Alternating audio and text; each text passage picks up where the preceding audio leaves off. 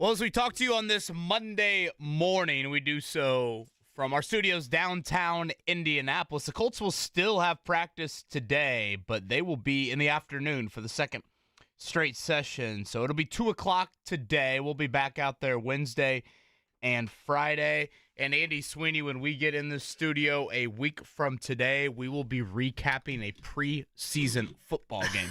We are here. Is that a good thing or a bad thing? I mean, it's a good thing. It's a necessary evil. I think it's a good thing. Yeah, it's a good thing. It's a necessary evil to get to the real stuff, right? Yeah, it's game week. It's our first game week. How about that? It is indeed game week. So 3 practices for the Colts. Again, they got off the practice field yesterday evening. We'll certainly talk about that on today's show. And then this afternoon, I think Jake and Jimmy will be out there, if I'm not mistaken. Okay. Maybe a Shane Steichen appearance with them. And then we'll be out there. Our final 2 days out there, Wednesday and Friday. I'm kind of sad about it, aren't you? I legitimately am. I love going out to training camp. I love doing shows from out there. So that's it for us out there, because they will have their 2 joint practices. Then the following week, those are in the evening, Wednesday and Thursday with the Arizona Cardinals. And that's it. And that's something we'll hit on certainly a lot today. You snap your fingers, and this thing is almost over. And I think you bring that up in regards to potential roster moves or even just potential in-house guys rising up the depth chart. There's really not a lot of practice time when you kind of pin it down here over the next couple weeks. We'll certainly hit on that as well today. Yeah, we talked to Jelani Woods after practice on Friday. Of course, if you remember, we had to do the pit stop on Friday. They had the rain, so we went indoors with the Colts, and we talked with Jelani Woods. We'll run that in the 8 o'clock hour. You know, it's funny, yesterday, we were having the conversation. One thing we can talk about today is, here in 3-4 weeks, KB, we're going to have to make our predictions, right? We're going to have to put them on the website, and they'll be making graphics of what you and I and what everyone here at the station, what Mark Dykton picked for the Colts season.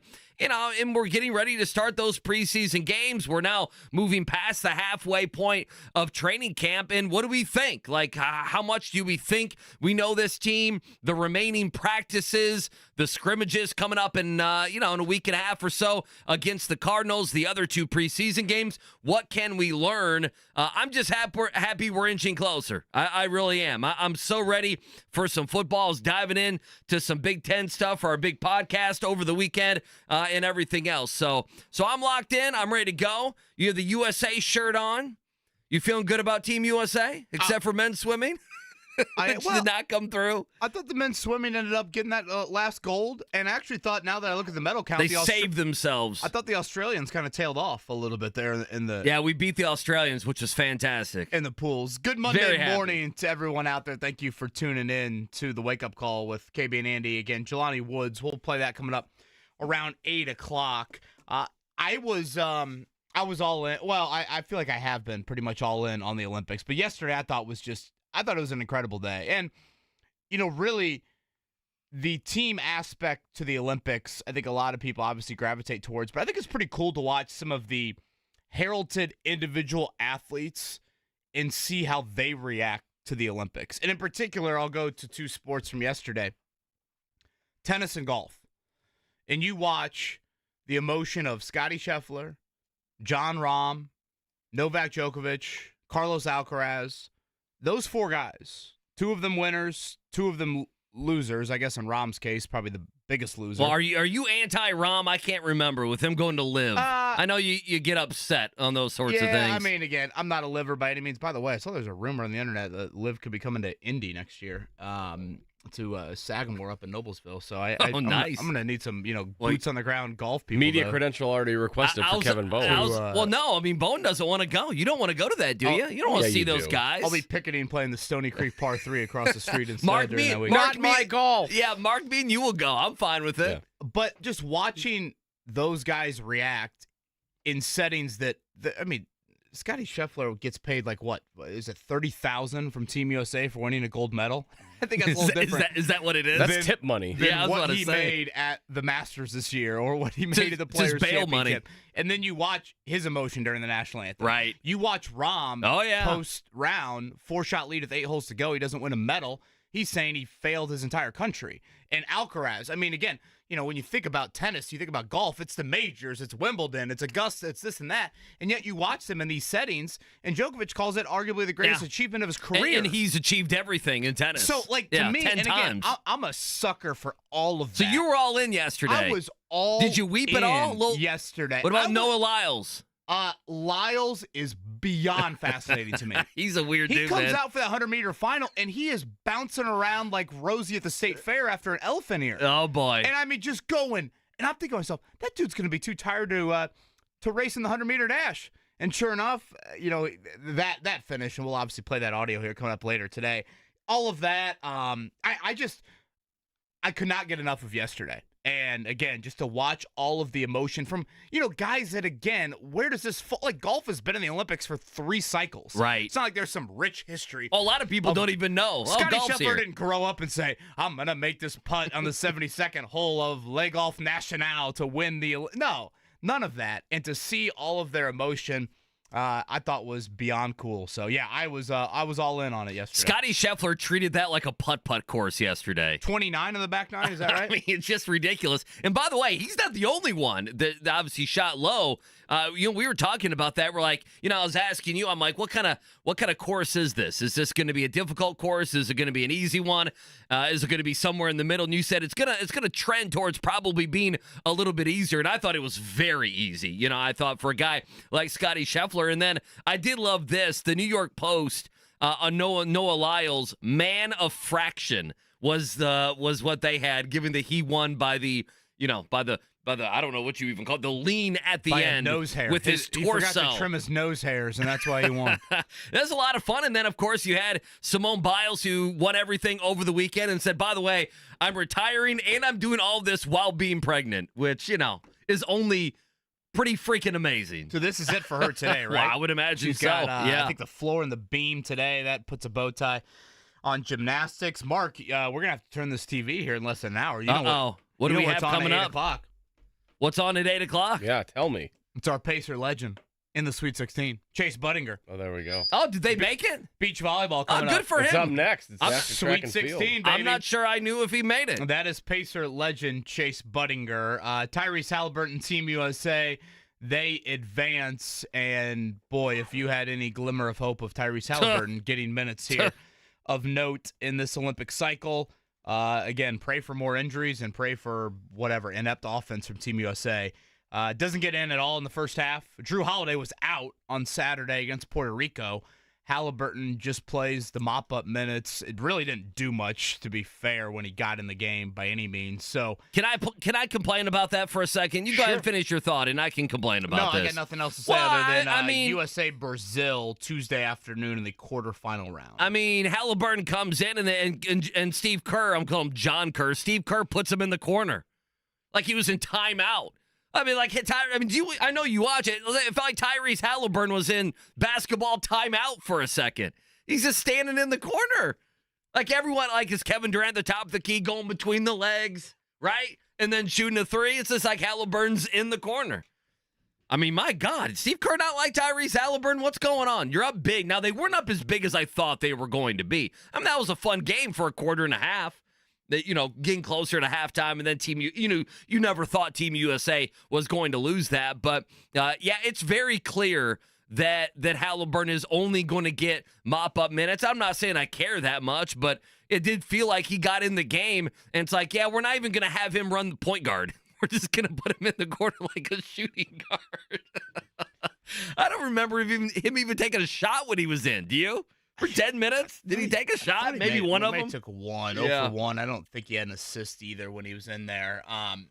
When you look at the bracket, the old NFL, can you beat a team 3 times in a season? Yeah, we probably can. It would be Serbia, Nikola Jokic and company in the semifinal round, or Australia. Obviously, Jokic kind of speaks for himself in that one. Team USA did beat them in the exhibition round, did take care of them, I would say, rather handily after that slow start in the first quarter. Durant, of course, was incredible in that game. That would be the semifinal. But if you want to look at probably sheer talent, it's on the other side of the bracket. So they avoided France, who's been very underwhelming, but they avoided France, they avoided Canada, they avoided even Germany, who's probably been the best team through the first 3 games there. So Tuesday, Thursday, Saturday, that would be the lineup for Team USA to win the gold. Again, Tuesday afternoon against Brazil. Thursday would be winner of Serbia and Australia. Saturday would be your gold medal match. Yeah, I tend to think after watching a lot of these games, and I like Team Canada, that would be the one I would probably go with. I have not been overwhelmed with any of these other teams. None of them. I actually have been. I think Germany's been pretty good. Yeah, I mean Germany gave U.S. everything they could handle the exhibition round. Franz Wagner's been outstanding. That might be the one you say, okay, that could be a fun game. But if you're like, hey, we have to beat Serbia again, I say that's not a problem. I mean, I think we'd beat Serbia, handedly. Jokic I just doesn't worry you? No, I mean, he worries me. I'm just not worried about anybody else on that team. I did love the other night. You had to love it. Joel Embiid played better, but the crowd there in Paris was giving him the business. It was when he pulled up from the volleyball line? It was the last play of the game. He takes a 35-footer and he airballs for the clock to run out. I did love that. I thought it was fantastic as well. We're going to play this sound as we go from Colts camp. Just one quick thing, because I want your thoughts as well about Colts camp. I wasn't out there. You were out there. I know you got the piece up at 1075thefan.com. I was interested. We wake up today, it's a Monday and everything else, and, what storylines are there for the Denver Broncos on Sunday, other than, hey, you get to hit somebody else, you get to see your team play up against somebody else. I know Steichen, I'm guessing he probably will not answer this all week, even though KB, he's going to be asked about it all week. And that is who is going to play on Sunday against Denver. And specifically, is Anthony Richardson, Jonathan Taylor, but especially AR, is he going to play on Sunday? And as we sit here on this Monday and things could change and, injuries could happen and the shoulder could bother him, or, there could be a litany of things over the next 5 or 6 days. But I'm a firm believer. I don't need to see Grover Stewart on Sunday. If I don't see Kenny Moore on Sunday, veterans guys, I'm gonna say Dwight Freeney, DeForest Buckner. If I don't see some of these guys on Sunday, it's okay. But for me, I need to see Anthony. I want to see Anthony Richardson on Sunday. It's how I feel. I know it's preseason. But this guy just because you want entertainment, or because you think he needs it? Because he just needs reps. Yeah. I mean, at some point he has to play football. Sure, and he's got to. He doesn't play a lot of football. I'm not asking him to play the entire first half. Okay, I'm asking him to play a couple possessions, but he's not. I know Mark will hate this. I'm just using this as an example.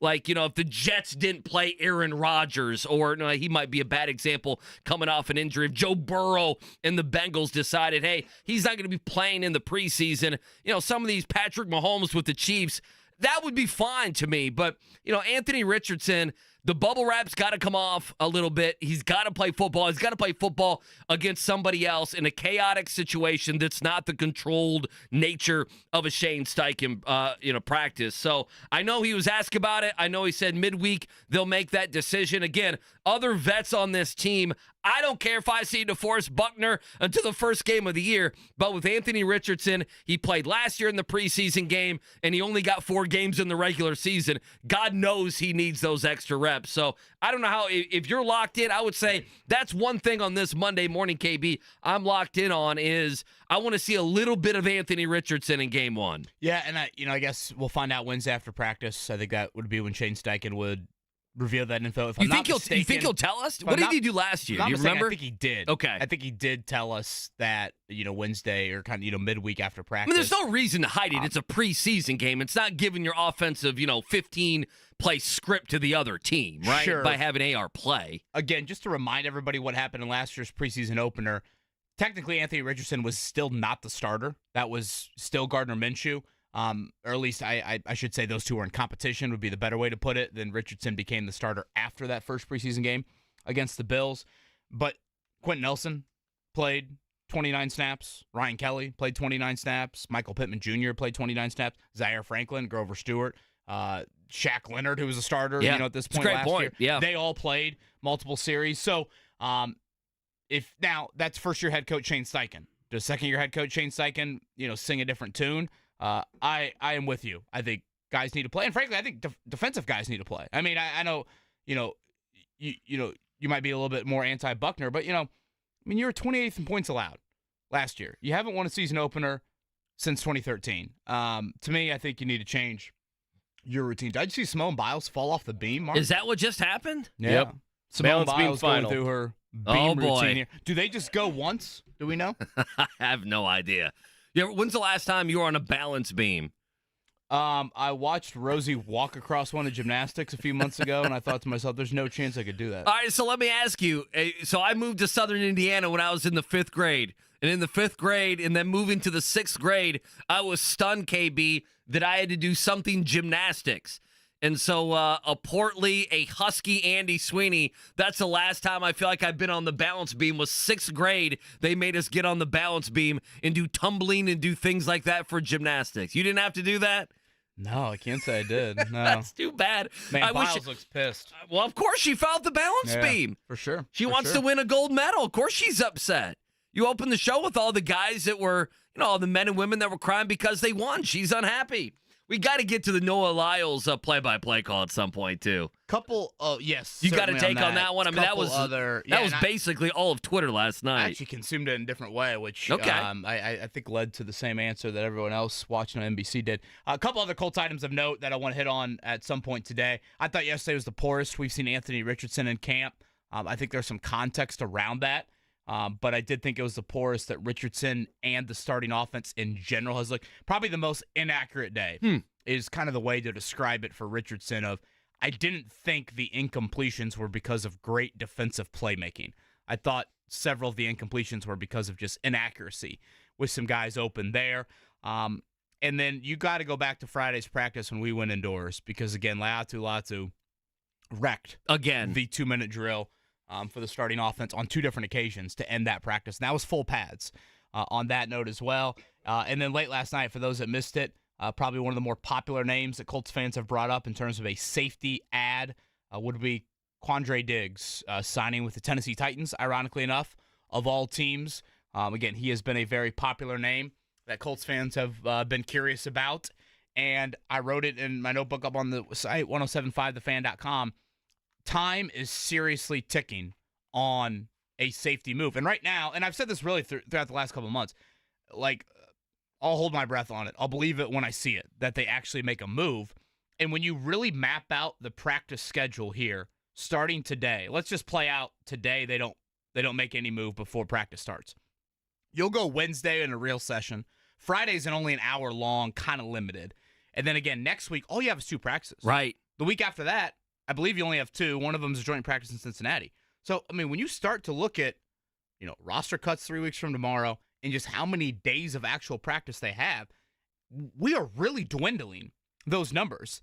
The schedule really spreads out right now. I mean, again, there's 7 of 12 done at Grand Park. And when you look at the next, 4 or 5 the rest of the way, that is even spread out. So, I continue to watch the safety position unfold and scratch my head at it and think Julian Blackmon should hold out. Well, you said that, what was that, on Thursday or Friday? It's not a bad take. He made another play Friday when we were indoors at practice. He's been the best player in Colts camp. Yeah, without a doubt. I mean, he's been one of the better ones. There's no doubt. Well, whether it be Diggs or somebody else, I want to get your thoughts at about 7:35 on that, KB. How much yesterday did move the needle? What was it, about 2-3 weeks ago, Jamal Adams got picked up by the Titans as well, and that did not move the needle for anybody, right? That was one of those, it's like, fine, if you want to handle whatever's left of Jamal Adams, have fun with that. I tend to think this one moved the needle for at least some Colts fans, for a sizable portion. And there are still a few guys out there, but I contend yesterday, you saw Diggs move, you saw him go to the Tennessee Titans. I contend people did care about that. Did you watch your boy Dwight Freeney on Saturday? I did. A little tear in the eye? Yeah, MJ in the building as well, yes. I saw that. The party photos. In Canton, Ohio. Yeah, we'll play some of that sound coming up as well. So let's do that. Let's take a break. Coming up on the other end, Dwight Freeney, obviously, he spoke for about 15, 16 minutes, and Ken will give you some of that as we go. Plus, what did Shane Steichen say yesterday about his group practicing as well? Appreciate you hanging out with us. I think at this point, today, right, KB, all the kids are back in school? Everybody in the Indianapolis area is back now at some point, right? My kid's back today. I don't think everybody, Okay. but I think the majority. We got to be pretty certainly. close, right? Yeah, We got to be pretty close. So hopefully everyone has a good school year as well. We'll take a break. We'll come back. Your morning check down. It's coming up next. Appreciate you hanging out with us. Wake Up Call 93.5, 107.5 The Fan.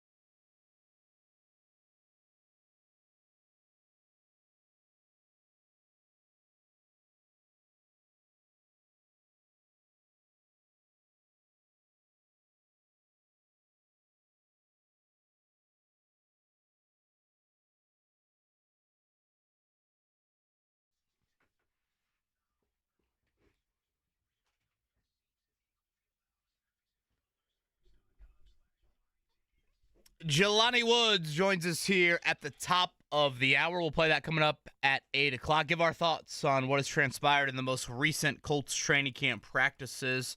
We'll do that here on the other side. Andy Sweeney, go ahead and lead off a morning check. Yeah, I figured I would sprinkle in some Dwight Freeney sound again. He went into the Pro Football Hall of Fame, and boy, KB, you had to love that. For Colts fans, all the Colts greats were there taking photos and everything else. Jim Irsay, Bob Sanders come out of the bunker? I believe you did, yeah. I mean, it's just fantastic. Could he play safety next to Julian Blackmon? The pictures I saw look like he could. Could he give you 6 games at some point? Well, could he give you games in November, maybe? Yeah, possibly. Might be premature with Sanders' career. So anyway, Dwight Freeney, obviously. We'll play longer clips as we go because, I loved it. I mean, he went through and it wasn't just Edgerrin James and Peyton Manning and Reggie Wayne. He went through and he thanked so many of the great teammates and the great runs that those Colts teams had. So I want to dive into that, but he did thank Colts fans yesterday. Let me give you a little bit. Here's Dwight Freeney on Saturday. Now to the Big Blue Nation, the Indianapolis Colts fans. You guys are the best fans in the National Football League. You made every game memorable. Thank you for your support and being a part of our team. Yeah, so that was Dwight Freeney yesterday. Again, we'll play more of that as we go today. I did find it interesting as well as we go to practice yesterday. Shane Steichen meeting with the media, and I thought it was good form by Coach Steichen, immediately praising Dwight Freeney at the beginning of his press conference. I just want to start off first congratulating Dwight Freeney on his Hall of Fame induction. What a phenomenal deal for him. Just a tremendous, tremendous player for this organization. I actually showed a highlight reel of him in the team meeting before he got inducted, just about what he's all about and what he meant for this organization. So, guys see that, what it takes to be elite like he was. You strive for greatness every day, and that's what he did. So congrats to him. Certainly, Dwight Freeney had some moments where he would end 2-minute drills in games, and the rookie out of UCLA did that on Friday. We'll share those thoughts here coming up in a bit. Just a reminder, afternoon practice today for the Colts, 2 to 3:30. They'll go morning on Wednesday and again on Friday. So we'll be out there Wednesday and Friday morning. Final 2 days for us out at camp. They only have 5 practices left, so if you're looking to see the Colts up at Grand Park, certainly that time is ticking a little bit on that. All right, Mark, cue up our Olympic music. I thought yesterday was one of the busier and really kind of crazier days so far here through the week plus now in Paris. You had great goal. Am I missing the Olympic music, Mark? I forgot it. I'm finding it now. I was hoping you would just play. I know. Just bring out a little violin. Simone Biles fell off the beam, and my morning's been ruined. Yeah, he's out of your bag. He's rooting for the Russians now. Yeah. Well, hey now. Noah Lyles done with Team USA. One of the wilder 100-meter dashes you'll ever see. The closest to that race. Did you think he won it? Did you watch it? Did you watch it live where you could see it? Yeah, I thought the Jamaican won it, but I had thought did too. That it was a lot closer than, again, both Lee Diffie and I actually watched the international feed on Peacock because I was at Colts practice, and it was shocking to me how quickly they committed to the Jamaican guy because both Lyles and him clearly didn't know. I mean, they were, very playful looking up at the Jumbotron or whatever there. Kishane Thompson's the guy's name. Yeah, He looked like he would play in the NFL. Dude's Mr. jacked, Thompson isn't he? Yeah. Just an absolutely wild race. Other track and field notes. Cole Hawker, the Cathedral product, very smooth race in qualifying there for the final. We'll have David Woods join us live from Paris tomorrow. And he told us this last week. I know the 1,500 meters, not the 100-meter dash, so it's not the sexiness of the 10 seconds and everybody locked in. But based off just drama, the 1,500-meter has a ton of it. And Cole Hawker is kind of a forgotten guy with all of this, storylines in it. So, again, that final will be tomorrow. David Wood's going to join us on tomorrow's show to help preview that. Scotty Scheffler, what an unbelievable back nine from him. 29 yesterday to come back and win the gold medal. The course record, wasn't it? Or he tied it, I believe. Was it? Yesterday, yeah. This is not confirmed, but I would guess he's the first Olympian to be in prison back in May, and then 4 months later he wins a gold medal. John Rahm chokes on the back nine. Bobby Fink, that was pretty cool in the pool there, capturing the men's 1,500 meter. So that gold gave the U.S. men's swimming team their streak dating back to 1904 of at least one individual gold. in every Olympics. And then Rajiv Ram, we talked about this on Friday.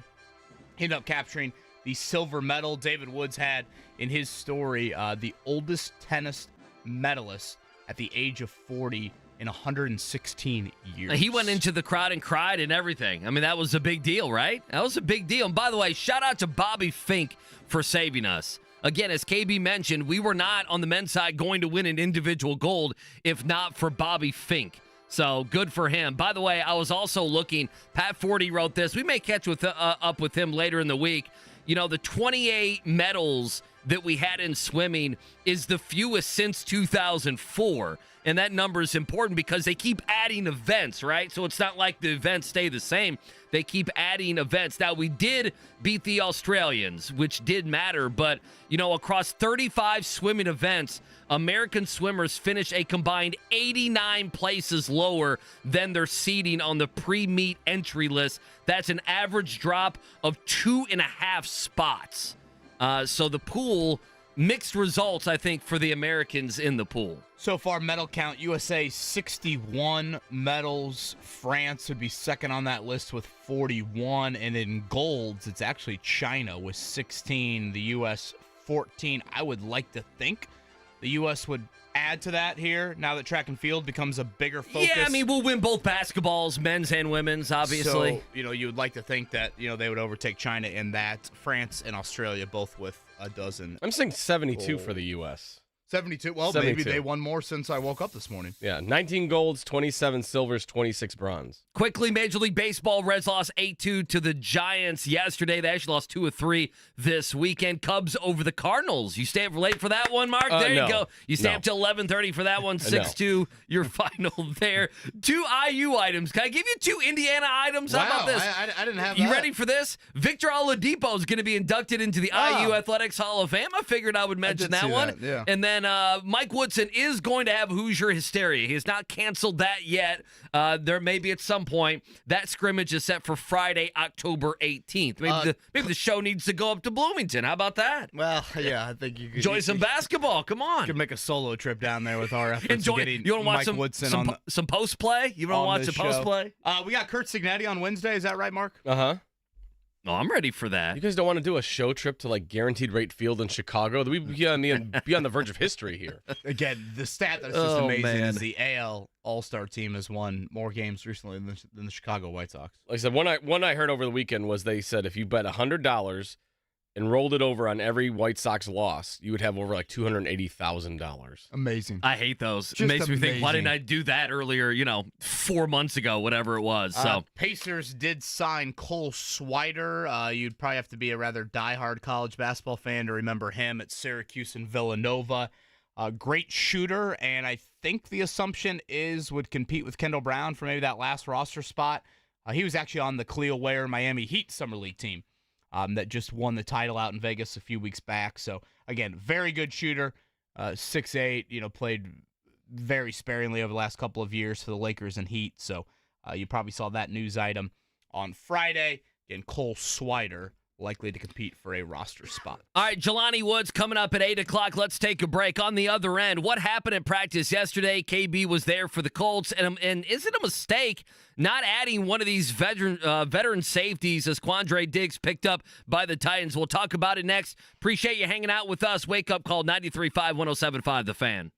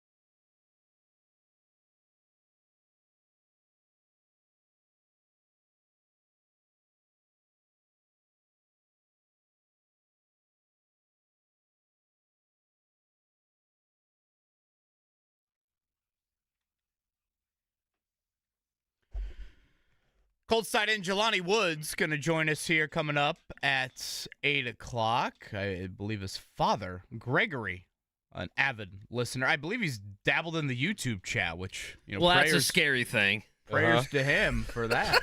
He hasn't been in a while, which I don't blame him. Is he scared? I don't know. The There are chat? times when I'm scared in there. It is quite the scene. Thank you to our diehards out there.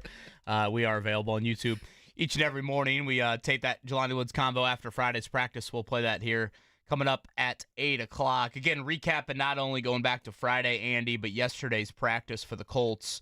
Last we've talked, they've had 2 sessions.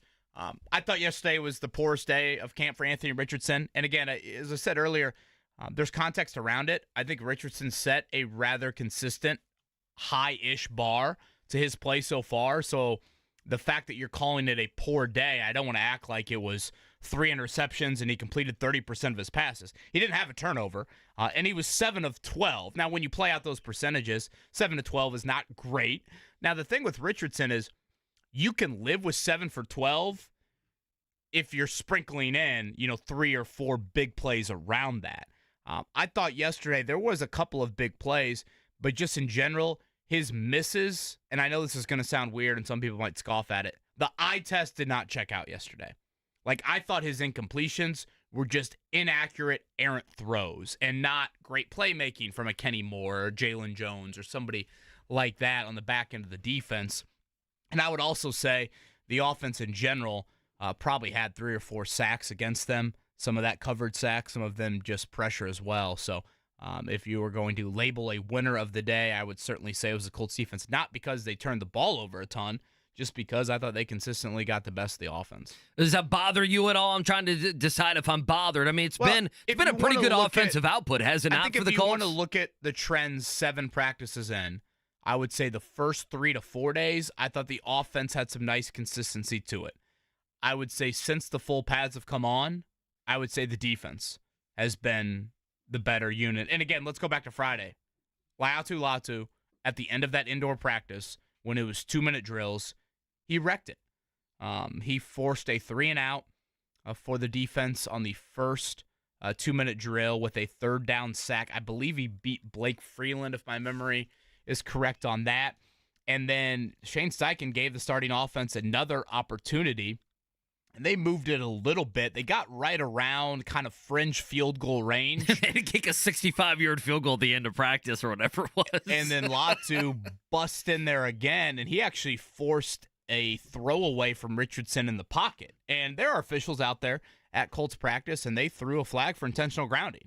So then that set the Colts way back. They had to do one of the, it was a 3rd and 1,000,000. They check it down to Pittman to try to get into field goal range, and their rookie kicker, Matt Gay kicked another field goal. Their rookie kicker missed, I think it was from like 55. Isn't that your like boy? Isn't the Notre Dame guy? Yeah, Spencer Yeah, Schrader. that's what I thought. So he missed that one. So, obviously great news on the Latu front, but certainly the starting offense had some issues there. In what is usually a really competitive, 2-minute drill into practice, full pads, et cetera, that's kind of a spicy moment for camp.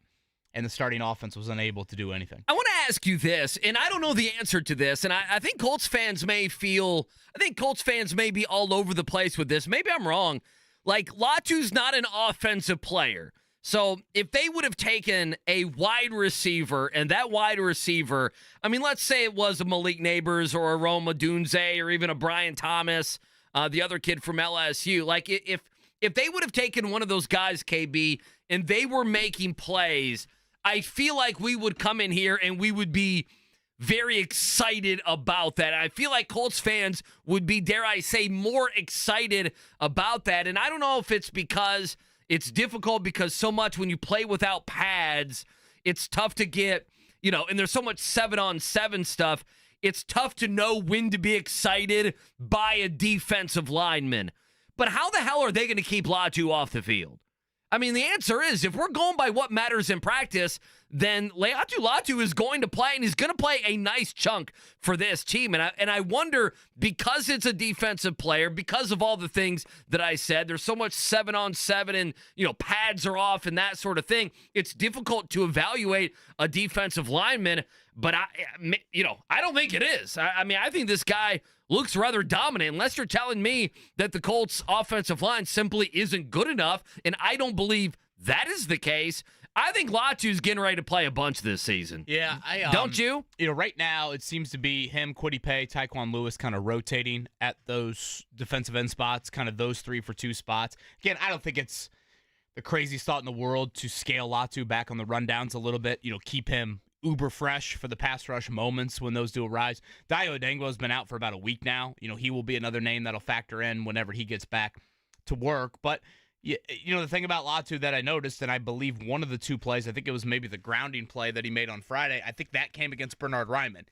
Because it's one thing to roast Blake Freeland, but when he's doing it against some of these other guys, and Braden Smith still kind of being brought along a tad slowly, that is what is standing out to me. And then we can get into the safety stuff now because when Samson Ebukam went down about a week ago, while there's ample depth at defensive end, why that injury mattered so much is because you're putting more pressure on your D-line with the lack of back-end stuff that you're doing, the lack of the playmaking that you have back there, the lack of just the trustworthiness you have back there. And again, they continue to rotate with Nick Cross and Rodney Thomas II, a little bit of Ronnie Harrison Jr.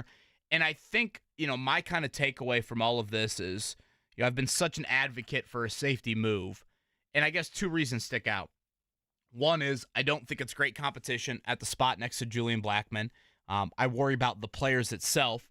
And then two, we just can't assume Julian Blackmon falls out of bed and plays 17 games. That has not been his career at all. And look at last year. Blackmon missed the final 3 games of the season, and you went 1-2. And it ultimately cost you. It was the difference in you making the playoffs or not. Had you beat Taylor Heineke and company in Atlanta, you're in there. He gets hurt in that game. Had you beat C.J. Stroud in Week 18 in your own building, you're in. So I just think the AFC is so competitive. I think the AFC South, 1-4, has the most quality depth to it that it's had in years. 1-2 games matter. I mean, you mentioned it earlier. We'll get into our season predictions here in a few weeks and whatnot. I mean, I view this team right there in the playoff mix, but 1-2 games could swing that. 1-2 games could be the difference of the 100-meter dash, like we saw yesterday, of whether you look at where the dude who finished 4th in the 100-meter dash is. That dude goes home empty-handed. He's a chin behind everybody else. He's a chin from winning a gold medal. He's a chin from being the fastest man on earth. And when you look at what 1-2 games could matter for the Colts this season, it's everything. It could be the difference between hosting a home playoff game for the first time since 2014 or sitting there and drafting in the middle of round 1 like you did last season. So that aspect of safety, I think we're forgetting about it's not a given that Blackmon is just, boom, 17 games, no questions asked. He's as durable as, whatever, Peyton Manning in his career. No, I mean, listen, the way I view NFL is, anyway, outside of, I don't know how many guys I can tell you right now are going to play a full 17 games. It's silly anyway, and you already have the data on this. I guess where I come down on is I just don't understand why. I don't understand the why in what Chris Ballard is doing here at that safety position next to Julian Blackmon. And you mentioned competition. Let me go back real quick. Defensive line right now. Samson Ebukam goes down, and now there are more reps. If you say, well, Andy, there's Kwity Paye and there's Latu, and there's these different guys, and they're going to be competing to get those extra reps. Well, I would look at a guy like Latu, I'd look at a guy like Kwity Paye, and I would say, okay, there's good competition there. When I look at wide receiver, Alec Pierce and A.D. Mitchell, if they're going to battle it out, I'm saying that's good competition. When I look at the safety position, you're giving me Rodney Thomas and Nick Cross and a converted linebacker, that doesn't seem like it's that good of competition. And I think that's what you meant when you're saying, you're not sold on the players. Is it competition? Or, yesterday, Rodney Thomas, rotating in with the ones. This is a guy that multiple times last year got benched. I don't view that as competition. I view that as they're grasping to try to find exactly what they want to do there. And I don't understand when you have the money and when the margins are this small in the NFL to not be more ready at that position. And like you mentioned, is there time? there is still time. Can you sign guys even when the season starts? I think there's a lot less time than people think. Yeah, but I mean, the first 6-ish practices that we've been out there for 4 or 5 of them.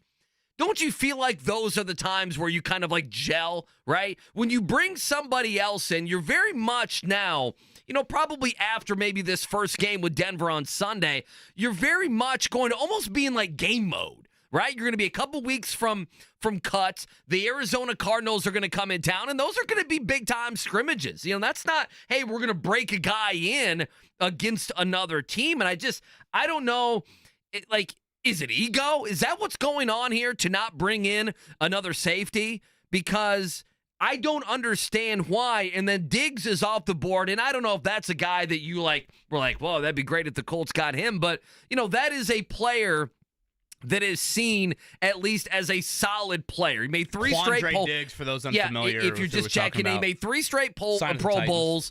And then last year, he didn't have a very good year, and he and Jamal Adams both got let go by Seattle. And Seattle, of course, some of their coaching staff with Tennessee. Tennessee brings him in and everything else. But I don't understand the why.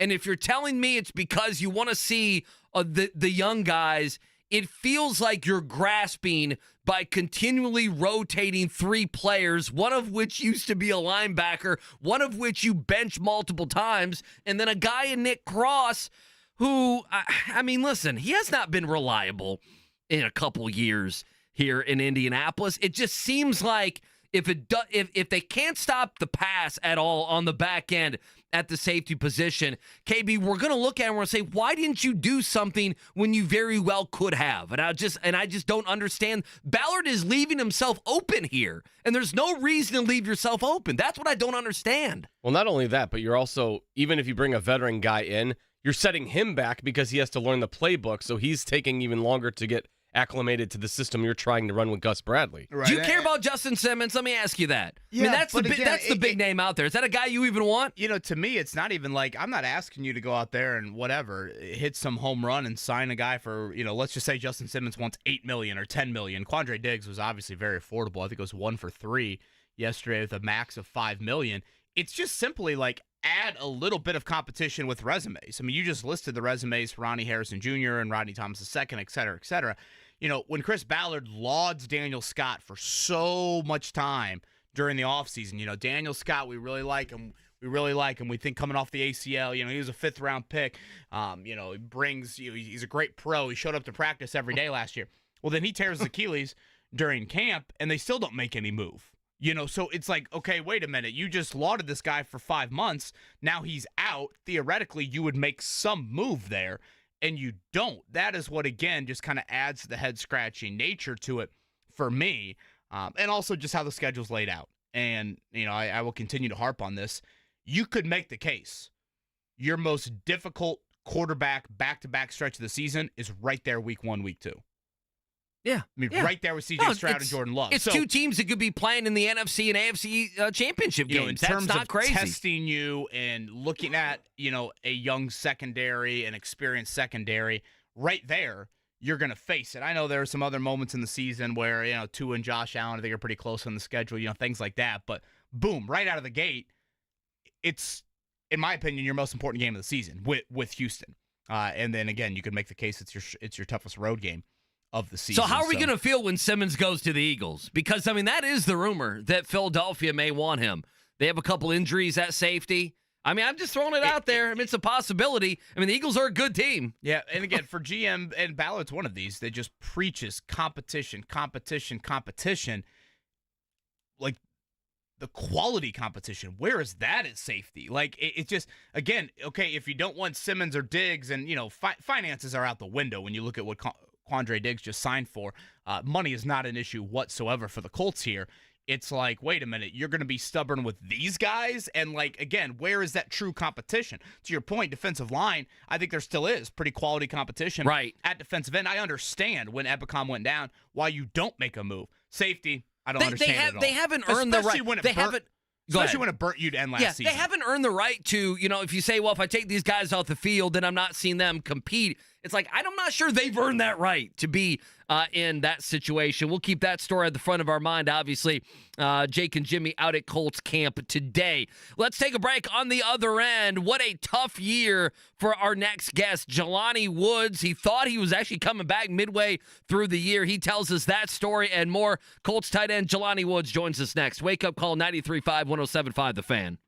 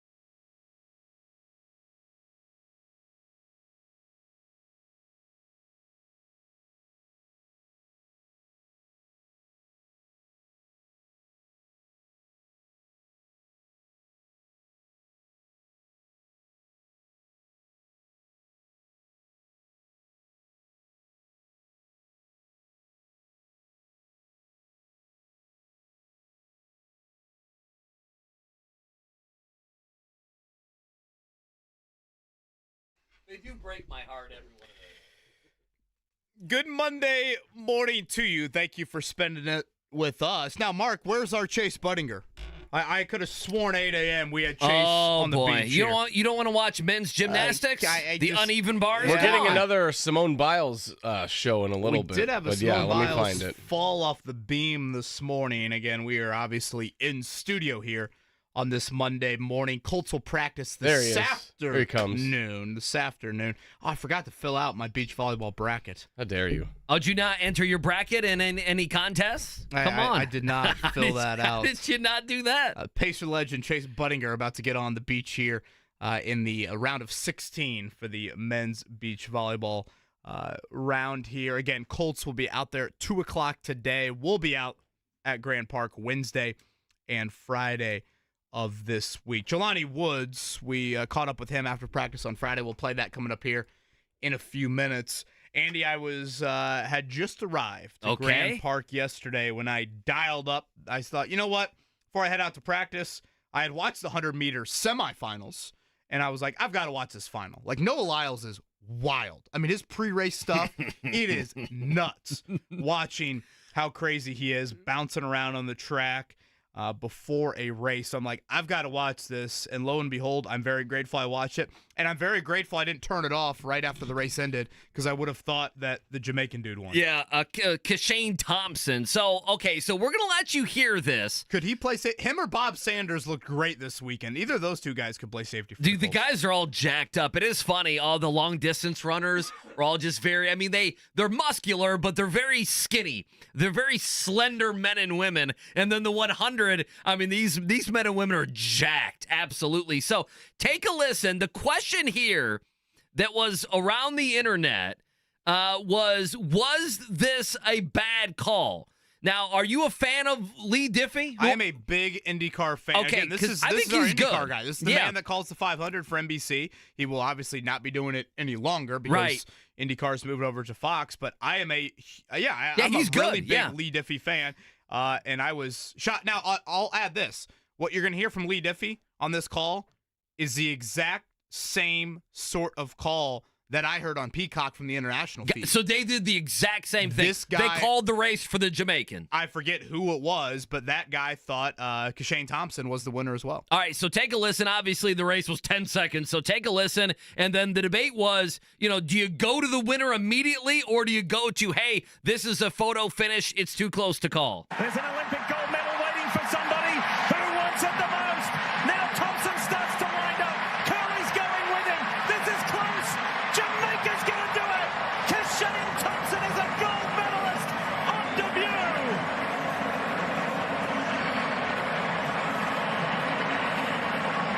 We thought it was going to take 9.7 to win. Guess what? He just ran 9.78. But it was a lean at the tape by Thompson. Visually, we think he got it. They're working on the photo. Fred Curley pushed him all the way. Noah Lyles is looking anxiously. All right, so right there is when it starts to flip where Noah Lyles is like, wait a minute, I think I won. And I didn't even know this. It's not the foot, it's not your head, it's your torso. I know, I thought that was odd. And I don't know if I knew that. Or, every 4 years I'm watching track and field. I practiced doing that in the living room last night, and I was glad that the curtains were shut. The neighbors might get a little appalled by what I was doing in there. I would have liked trying to thrust the torso across the finish line. Okay. So settle down there. Yeah, good thing you had the curtains pulled. So is it a bad call? Is it a missed call? It's bad. It's really bad. I'm usually not one that's like this critical. I actually talked with Matt Taylor about it yesterday in practice because if you are watching the visuals, and luckily I was, I didn't have it muted, but if you watch Kashane Thompson and you watch Noah Lyles, and I will give NBC credit or the World Feed, whoever's on charge of the cameras, they did a great job of sticking to Thompson and Lyles right after the finish. Neither of them celebrated or, in Lyles' case, was dejected. They both had uncertain looks from the moment they crossed the finish line. Thompson does not celebrate.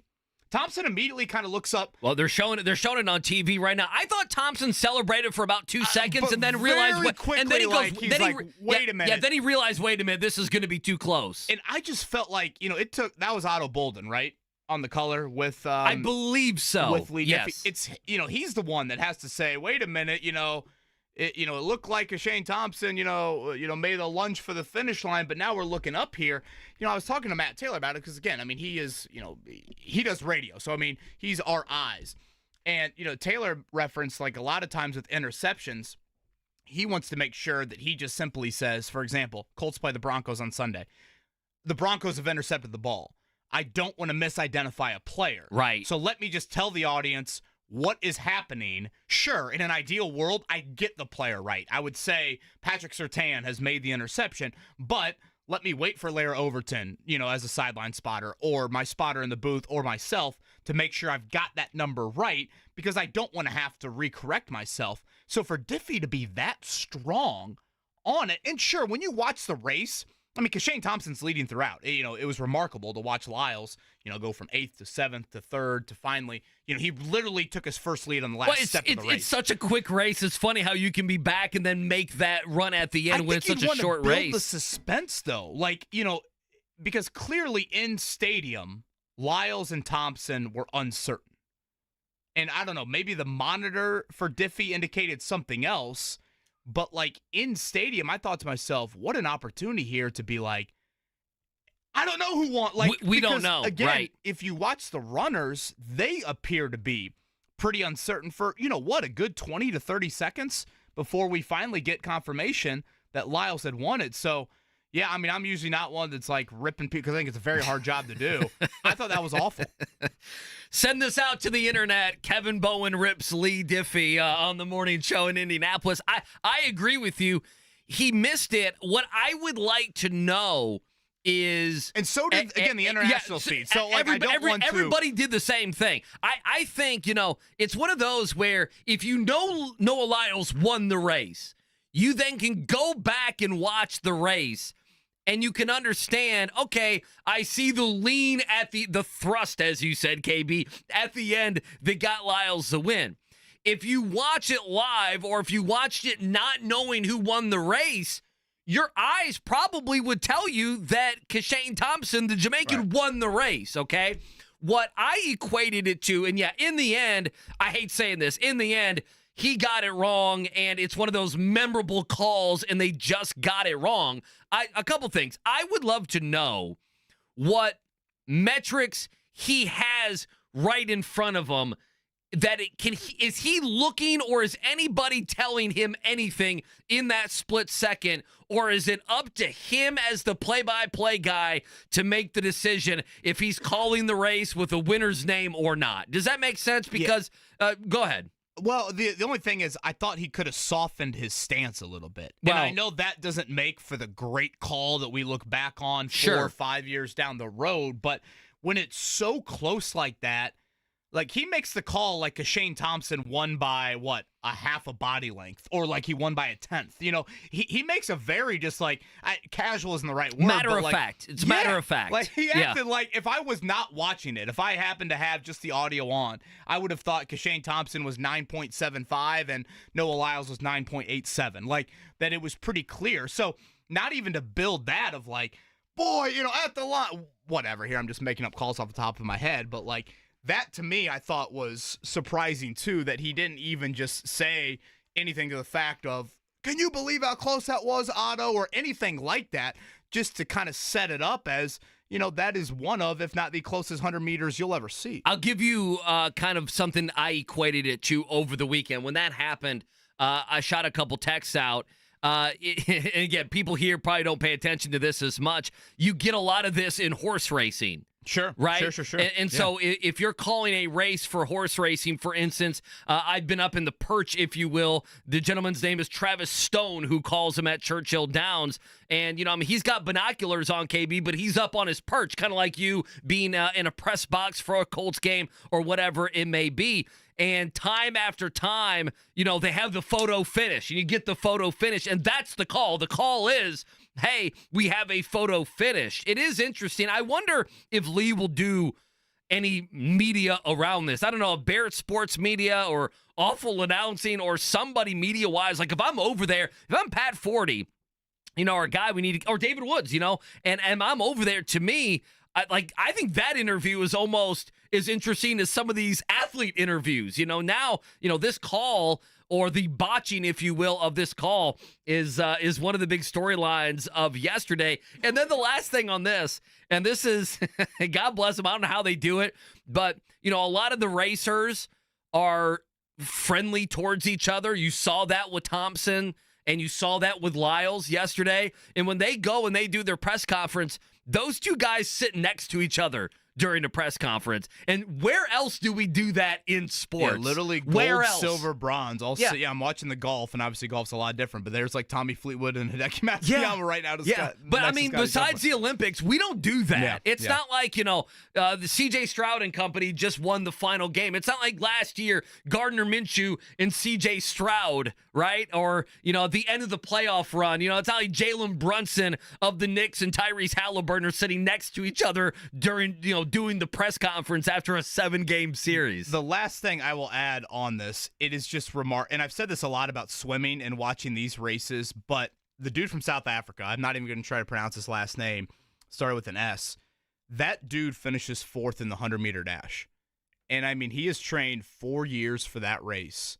And he is, you use the body part, a chin. I mean, he is 0.2 hundredths away from winning a gold medal, and now he's empty-handed. I know. It's just it's nasty, man. It's nasty. That's what the Olympics provide. Such incredible. I mean, Noah Lyles now, who has ran his mouth, certainly, he now can back it up with that gold medal lunge at the end. Whereas if he doesn't have the old torso thrust, people are ripping him for it. So just an absolutely incredible 100-meter dash. All right, Jelani Woods, we caught up with him after Friday's practice. We'll play that now. Colts tight end, Jelani Woods. All right, we're back here at Grand Park, practice number 6. Another full padded day in the books, and third-year tight end Jelani Woods joining us right here. Jelani, I might need to start here. Last time we had you on, we talked about that your father listens to our radio show. Do you know if Gregory Woods is still dialing us up? Oh, yeah, he definitely is. He definitely is. Okay, so we got to watch what we say now. Well, hey, listen, I've been putting on for Jelani, so, if you drop a bunch of passes in a game, it might be otherwise. Now, you knew that because your dad was in the YouTube chat? I think he showed up in the YouTube chat. He showed up in the YouTube chat, and I think he was on the radio as well. If y'all on the radio, right? Yeah, 7 to 10 a.m. Yep, he's on there. Okay. He's at work listening to it while he's at work. So. And work is down in Georgia for him? Yes. Is that correct, if I remember right? Okay. But the YouTube chat, that's something. There's some animals that's a in different there. Animal. Yeah, you got to watch out. He's super football-y, so. Okay. Oh, yeah, he want to know everything. He wants to know each sports page. He's on all of it, trying to get as much information as possible. I love it. Shout out to Gregory Woods, the father of Jelani Woods. Again, Jelani just wrapped up full pads here. How would you describe camp so far for you? I know last year, obviously, you battled the injuries. Where do you feel like you're at health-wise, and how would you describe 6 days down so far? Health-wise, I feel like I'm at 100%. Right now, it's really, for the most part, just physically getting back into it because, I never had pads on in a year, helmet. I never knew how much, small detailed things are until you actually do it. So, like, putting on pads for the first time, I'm like, oh, my gosh. Like, it's just so different. And even with a helmet on as well, it's just so different. And then, so it's just physically getting back into everything and, things like that.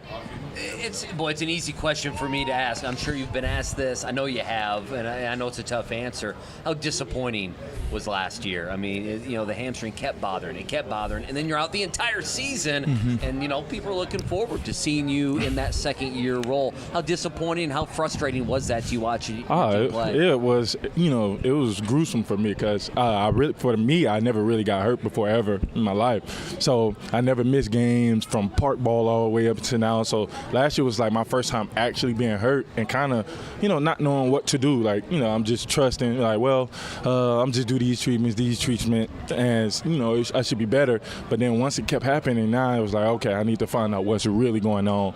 And, ultimately I just found out I didn't really know my body as well as I should have. And, I got a lot of outside resources came and helped me out, kind of teaching me my body, teaching me everything I needed to know. And I just held on to them throughout this whole off season and everything. So then, been good so far and just trying to stay on top of that. When did you start to feel like yourself again? Do you remember when that was? Probably, I would say when when the season ended, that's when I was like, okay, I started feeling, myself again.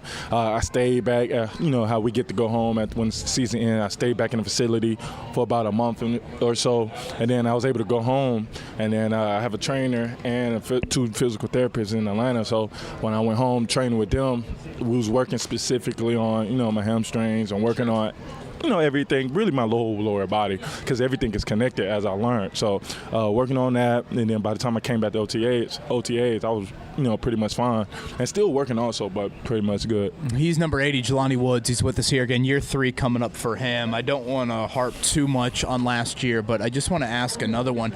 You didn't know that you'd be done for the season until, about November, right? Oh, yeah. I mean, you thought you were going to play, was it before Germany almost? Yeah, so the week of Germany, I actually was planning on coming back. Talking to the front office, they was pretty much saying they was going to elevate me off IR, and then they actually wanted me to get one more run in, before I come back on that Tuesday, and then while I go with the team to Germany, practice, and potentially be able to play, depending on how I look or whatever. So, that Sunday when we had the away game, I went to the facility to get one more run in, and then all of a sudden my right one ended up giving out on me. So and both the whole time issues in both of them. The whole time was my left. Then that day on that Sunday, it was my right one. So literally about 2 days later, I ended up shipping off to LA to see a hamstring specialist to try to get it fixed. And right now you have got therapists or people that are dealing with you just kind of one-on-one as well. Is that correct? Yes, I check in with them while I'm in camp also, and then I work with the staff here as well, and we kind of go through plans or whatever to kind of keep me in check, and then I kind of let all my resources back home know how I'm doing, and giving them updates pretty much daily, because like for me, they express for me I'm a really big dude, so I need extra care more than normal athletes. So that's just something that I learned, and I'm trying to stay on top of. He is Jelani Woods. He's here with us live at Grand Park. You are a college quarterback turned tight end. In what ways, if any, do your days at quarterback help you out playing tight end? For me, I feel like it's more mental when it comes to that aspect. Knowing what the quarterback sees, certain coverages, it's kind of easy a little bit to read, especially like when you want to hold shots or things like that. I can kind of see it, pretty early off the jump. So, and I'll be able to tempo my route because I know, he might try to fit this ball in here this way and this and that. So I kind of can see that, and then running certain routes, it just gives me an advantage. Jelani Woods with us here on The Fan. Now, you were recruited as a quarterback. Were you really recruited as a quarterback, or the coaching? Oh, yeah. So the coaching staff, no, we're probably going to flip this guy once he gets here. No, so when I went in early to Oklahoma State, and then the whole time I was competing. Well, first off, Mason Rudolph potentially wasn't going to come back. He was going into the draft. Gotcha. So I went early, okay, thinking that a little bit. Then he ended up coming back. So, it kind of shuts down the plans for everybody else a little bit. But then again, going through the spring and everything like that, they was like, well, maybe we might run you as a running quarterback type of deal. So I had a couple packages of running as a quarterback.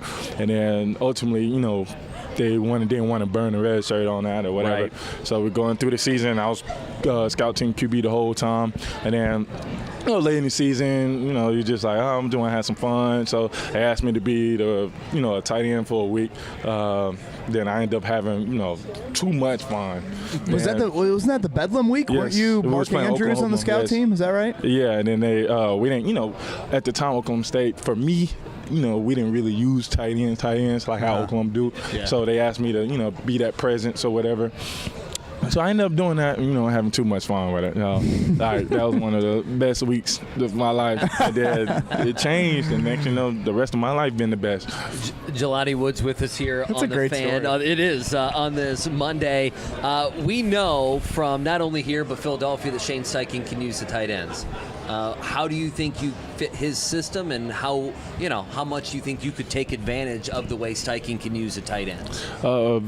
One thing, with him, with Coach, he allows tight ends to do a lot, and I feel like I'm a guy that's able to do a lot. Like I can, block. I can run routes, deep routes. Medium in the field, or even short, kind of twitchy. Even though I'm tall, I feel like I can kind of, get some twitchiness in there a little bit. So, with him, he kind of creates great mismatches throughout the whole offense. Putting you in different spots, and I feel like I'd be able to, do that. Whatever he asks me to do, I can be able to do that. You describe your skill set. Again, Jelani Woods is with us here live at Grand Park, just wrapped up another day in full pads.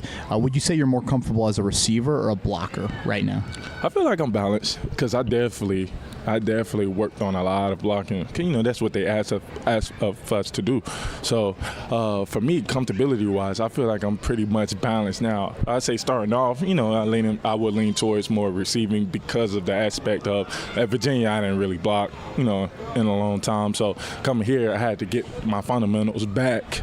And so I would say then, but now since I've been in the system, knowing what's going on, knowing, being around great coaches, yeah, I could definitely sound balanced now. Again, live here at Grand Park, Jelani Woods, as we are inching closer to that first preseason game. Jelani, with everything that transpired last year, now year 3 of a 4-year rookie deal, how would you describe any sort of pressure that you might be feeling for this season, given that you had the flashes late in the rookie year, you had the big game against Pittsburgh, and then last year happens? Do you feel pressure heading into this season?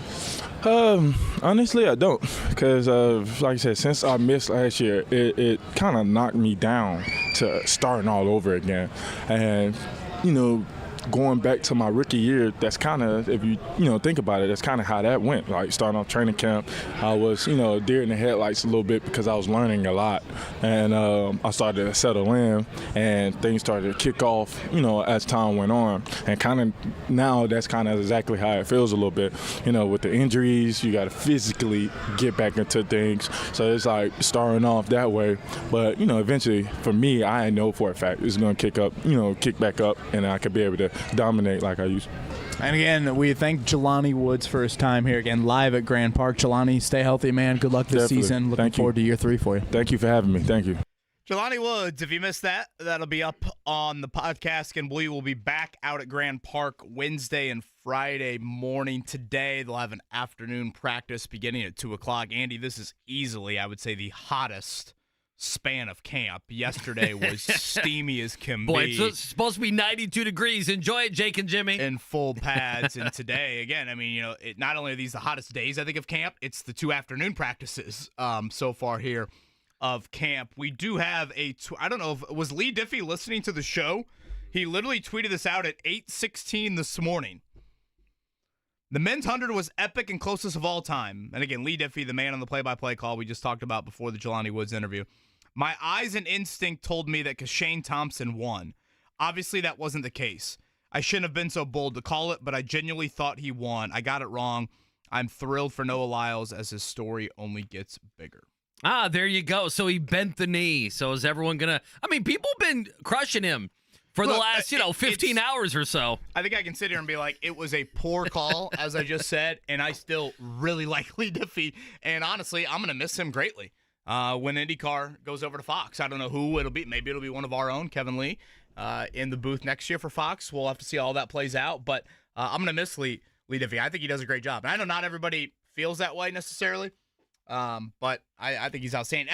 And I think he's nailed these Indy 500 calls. He's had unbelievable finishes, here over the last couple of years. And I think him and Townsend Bell and James Hinchcliffe are just outstanding in the booth. Well, his call was good on Sunday until the very end, right? I mean, it was a good call. It was a great call, in fact. I don't know.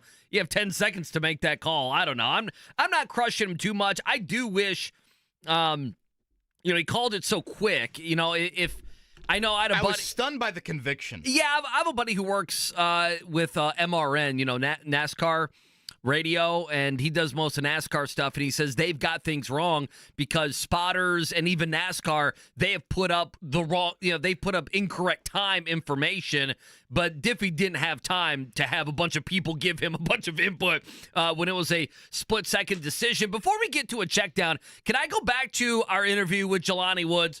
2 things on Jelani Woods. Number one, you talked about it. You brought it up. It's a good point. Mid-November, there was the thought he was going to come back in that New England game. Now, that was on Sunday, November 12th. They had then, of course, had the bye week. and the rest of the way. Tampa, Tennessee, if you remember Cincinnati. And what's interesting about the rest of that season is, do we think if Jelani Woods would have come back for essentially December football, does that change anything for the Colts? And again, that Cincinnati game, the Atlanta game that they lost, they got blown out in those games. So to think that Jelani would have come back to the roster and made up, they got blown out in Cincinnati, 34-14, 29-10 in Atlanta. Does it do something perhaps if he's ready to go at the end of the year? And I mean this knowing that his father might be listening. I've been a big, I don't say fan, but a proponent of, I thought he could emerge and be something for this team that could be a little bit more dynamic at the tight end position.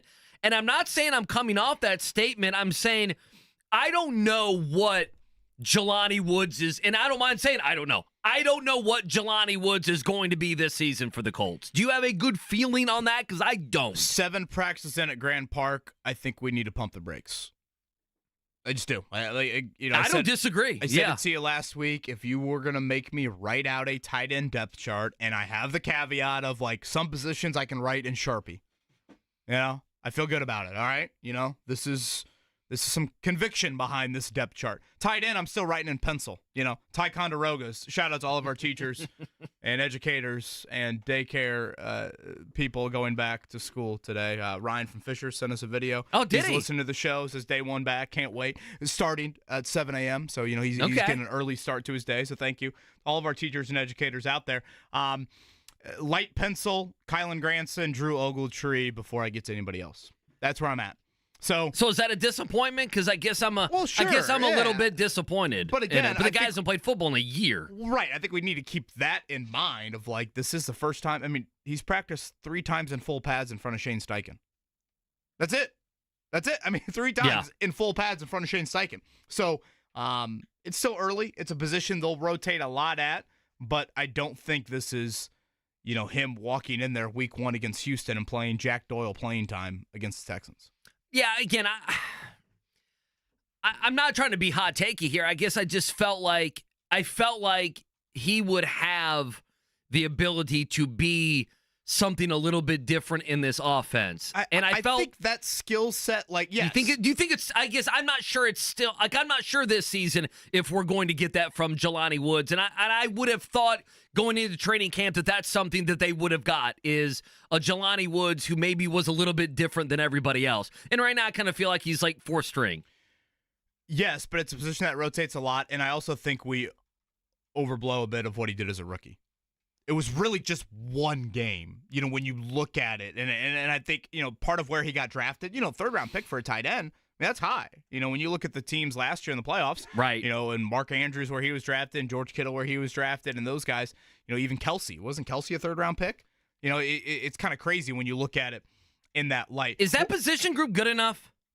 For the Colts? That's something I think worth talking about. It's so odd to me that I feel like that is a position that Shane Steichen really likes, and he doesn't have anyone that he can kind of give the ball to maybe the way he did at Philadelphia. Does he want Brock Bowers? Well, it makes you think how badly he wanted Brock Bowers. No one thought Brock Bowers was going to go right before them to a team that just took in the Raiders. Wasn't your boy Michael Mayer? Wasn't he? It is Mayer, right? Wasn't he a 1st-round pick the year before? Second, or was he a 2nd-round pick? Yeah. That's a lot of picks on tight ends if you're the Raiders. We are currently in studio watching Chase Budinger. How's he doing? Pacers legend. They're down 14-12 right now in the opening set of the round of 16. 2 things. 1, shout out to Mrs. Budinger. 2, it's nice to see Chase's son. They just showed him in the crowd. He has the same little, you stick your fingers in and get one snack out at a time sort of thing that Max Bowen would have as well. It's nice to see that. Like a bag of gummy bears or what? Like the plastic thing where gotcha. It's very difficult to spill, but you stick your hand in there, you can get one Cheerio out at a time. Gotcha. Look like maybe some Wheaties for little Max Budinger. Nice Mason little Wheaties, Budinger okay. Here. So it's nice to see that, halfway across the pond. Look at Budinger's hair. Does that not look a little bit like Steve Alford? Boy, I am not in the 1980s. Oh, again, yeah. The little fluff at the front. You got 56-year-old woman in Indiana just thinking that's sacrilegious that you would say that about Chase Well, Budinger. he could be all for 2.0. So we'll keep you updated on that, and we'll give you an Olympic update here on this morning checkdown.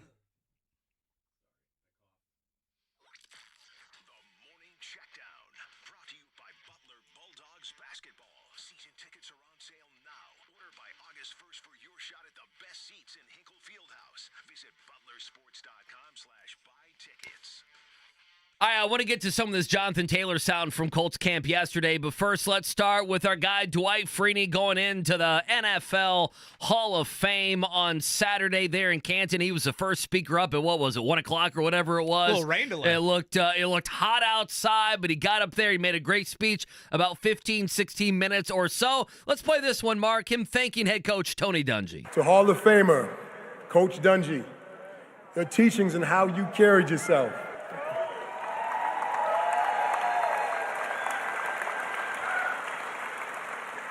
Your teachings and how you carried yourself on and off the field spoke volumes.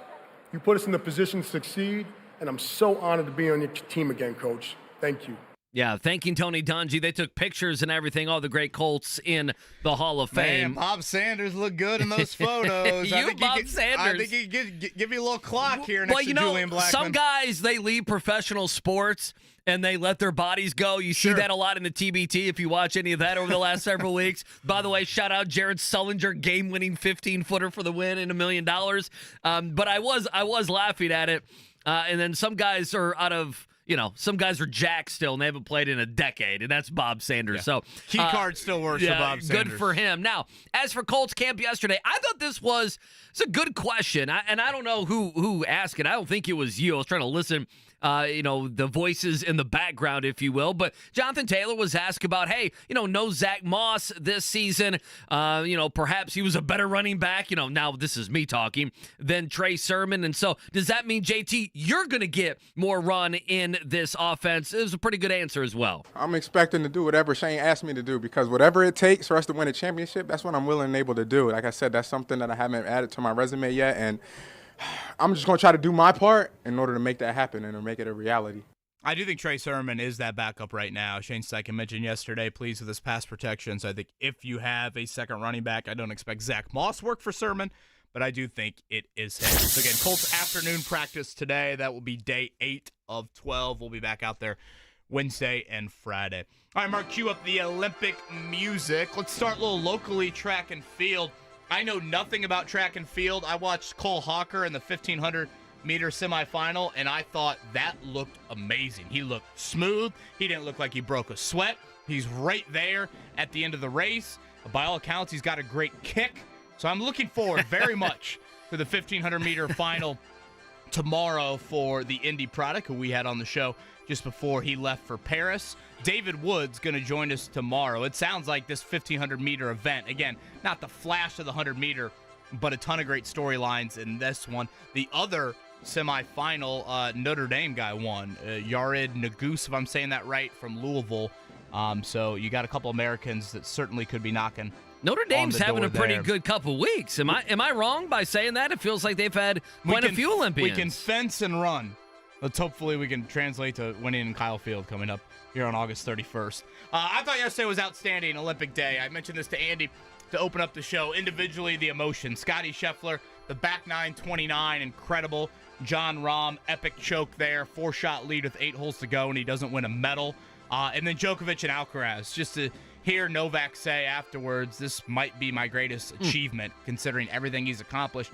Again, sports like golf and tennis, when in golf's case, it wasn't even an Olympic sport, 8 years ago, 10 years ago, whatever it was. For Scheffler to react like that, I thought was really, really cool. On today's docket, we've already seen, unfortunately, Simone Biles fall off the beam. So her Olympic resume, we'll see if she can add to it on the floor. I think that'll be her final event here coming up later this morning. You've got some men events, water polo and volleyball, as they reach the knockout rounds for that. Men's basketball tomorrow against Brazil in the quarterfinal. Women's basketball, Nigeria in the quarterfinal coming up on Wednesday. Yeah, I can tell you one thing I'm tired of. I'm tired of seeing Snoop Dogg on TV, and I'm tired of Martha Stewart and Snoop Dogg together. Yeah, I am as well. I'm done with it. I get it. Last night, it Finished. was Tarico with Snoop and Martha in studio. And enough. I felt bad for Tarico. Yeah, it's enough. It's been 2 weeks of this. Enough. I mean, asking Martha to talk about equestrian, I'm like, what are we doing? I mean, do they only bring Snoop Dogg over there? Is he the only one? I mean, did that bring anybody else? Peyton flew back for Dwight. Yeah, that's a good point. Ceremony.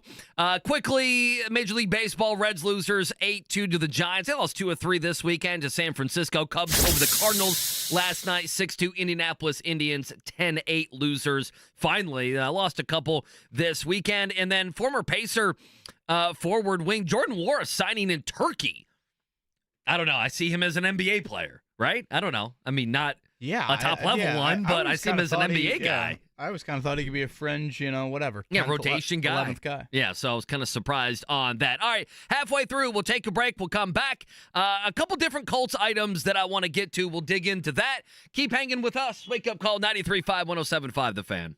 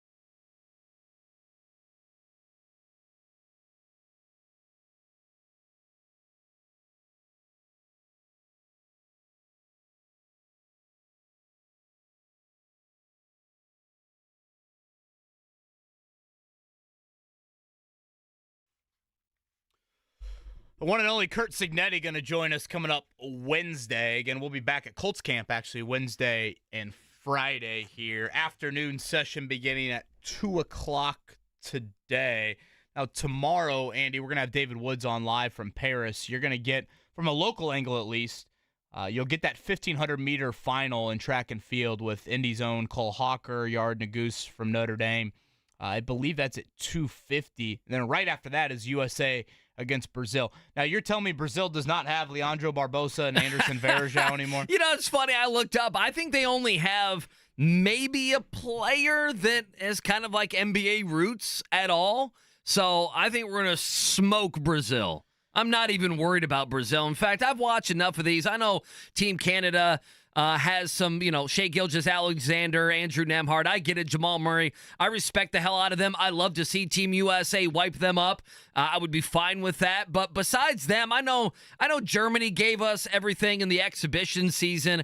I'm just not worried about any of these teams. None of them. And I know that's cocky American on the basketball side, but I'm just not, I'm not worried about any of them. Maybe Germany keeps it close. I think Canada could do the same. I think we win gold. I think we're looking good. And by the way, I need to give an I'm sorry to Devin Booker. I was very mean to Devin Booker before. I didn't think he would play nearly as much as he is. And Devin Booker for this team is actually like a perfect player for what they do. So this is me saying I'm sorry to one Devin Booker. I'm sure he cares. Mark, edit this out. Make sure we send that to Devin Booker's representation so he gets a hold of this before tomorrow at 3:30. Brazil's best player has been the dude that Fran Fraschilla came on the draft one time and said he was, 4 years away from being 4 years away? Or was it 2 years away from being 2 years away? I think it was 2 years away from being 2 years away. Here we are. So who's the guy? Later. What's the guy? Some dude named Bruno.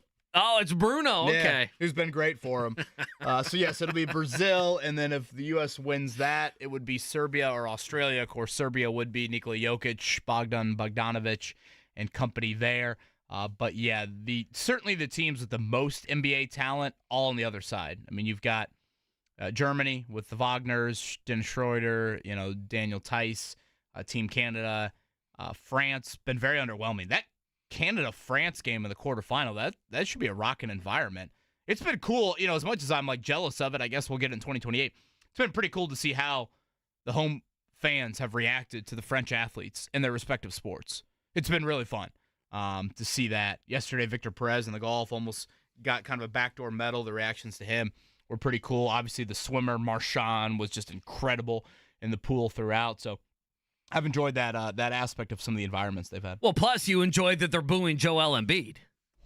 Yeah, they are. They are certainly not happy that Mr. Which, honestly, who was better the other day? They need guards. They don't need big dudes on their team. Yeah, why are they booing Embiid? Embiid hasn't been very good during the Olympics. He's hobbling around. For those that missed it, Tyrese Halliburton did not get in the first half against Puerto Rico. Now, Drew Holiday was out. He got banged up against South Sudan. So, I think there was a little bit of a glimmer of hope of wait a minute, if they can get a big lead against Puerto Rico, maybe Halliburton will play a good amount.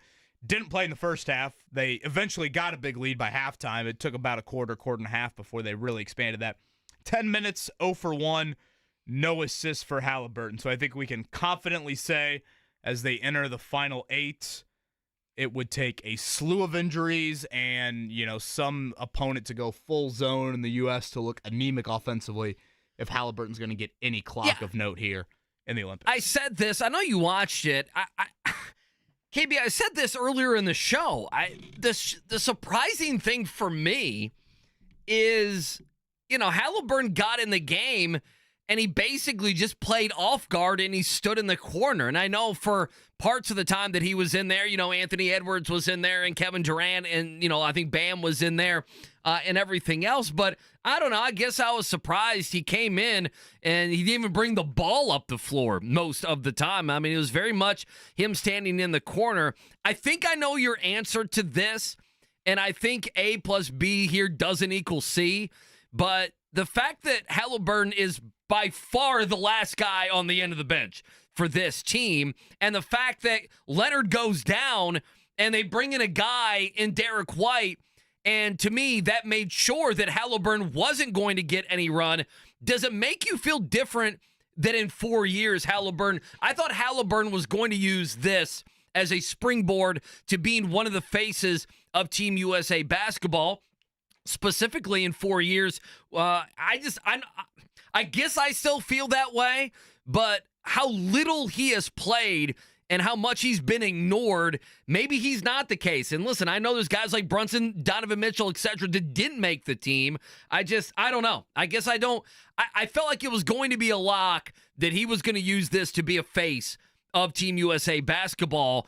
And I guess I don't feel that way right now, given that he doesn't play. And then when he does play, they stand him in the corner for, 20 seconds. Yeah, I don't feel that. I mean, Steph and Drew Holiday, by all accounts, this is it for them. So when you think about just bodies and guards that will not be around in 2028 for the Olympics, you would think that. So I don't view that. I mean, I again, young guards in the NBA, to your point, Brunson, De'Aaron Fox, Donovan Mitchell, I don't, Scoot Henderson, I don't know. I'm trying to pull out some of these. Well, you had Fox. You had Reed Shepard, who you think could be on the team in maybe 4 years. Ball handlers and point guards. It's just, it's unfortunate for Halliburton's case that literally Kawhi Leonard looking 50% has sent him into this role. And let's be honest, it's not like we ever expected him to start. I think the assumption was, best case scenario, he runs the second unit, which, he was doing until Leonard got hurt and then Derek White was sent in. We should point out Andrew Nembhard had by far his best game of the tournament on Friday. 18 points for him,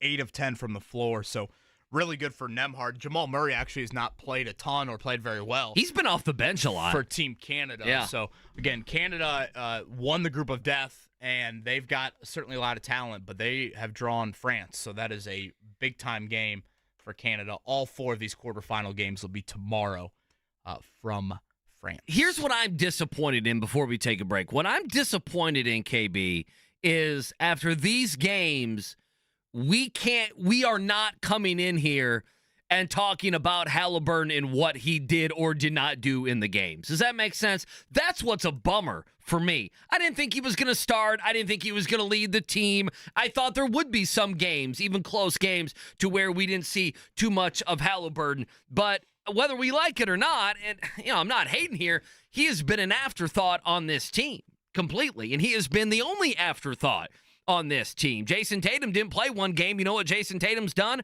He played pretty good the other day. He started multiple games. Joel Embiid's been a bum at times. You know what he's done? He's played a lot of minutes, taken a lot of shots, and started a couple games. Halliburton's the only one that hasn't had that correction to where, he's the last guy on the end of the bench. That I did not see coming. I thought he would play in some of these games, 12 minutes, and we could say, hey, remember, in the second quarter, he came in, he got the offense going, he knocked down a couple threes, he had a great alley-oop, to LeBron James, he found Kevin Durant for a wide-open three, went behind the back and did this, that, or the other, and we haven't seen any of that. It's been, woe is me, should he play or should he not play? And I did not expect for that to be the case. Yeah, again, it's a bummer, it's unfortunate, but in no way, shape, or form does it impact how I view him moving forward or how I view the Pacers. If you, again, want to be without a doubt glass half full, you could say that, whatever, he's been sent a defensive message by Derek White and Drew Holiday playing this much versus, even Tatum or, Jaylen Brown not making the team. So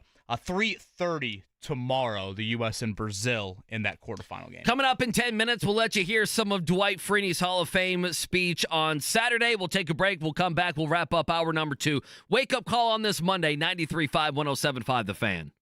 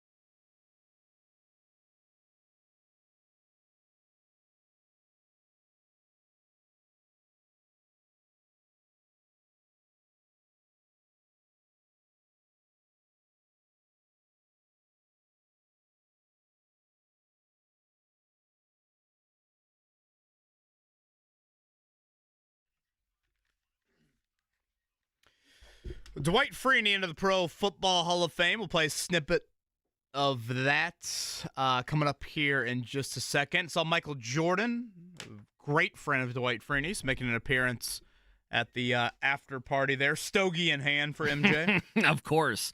That party looked pretty nice, didn't it? And again, Bob Sanders coming out of the woodwork You and here. Bob Sanders. He is the. You're infatuated with Bob Sanders. He's I a hard like man it. to find. He's turned into a mythical figure here. When will he go into the Colts Ring of Honor? I think many wonder that. Yeah, I saw him at Marvin Harrison and Tony Dungy's Hall of Fame induction back. Boy, that would have been like 2016, something like that.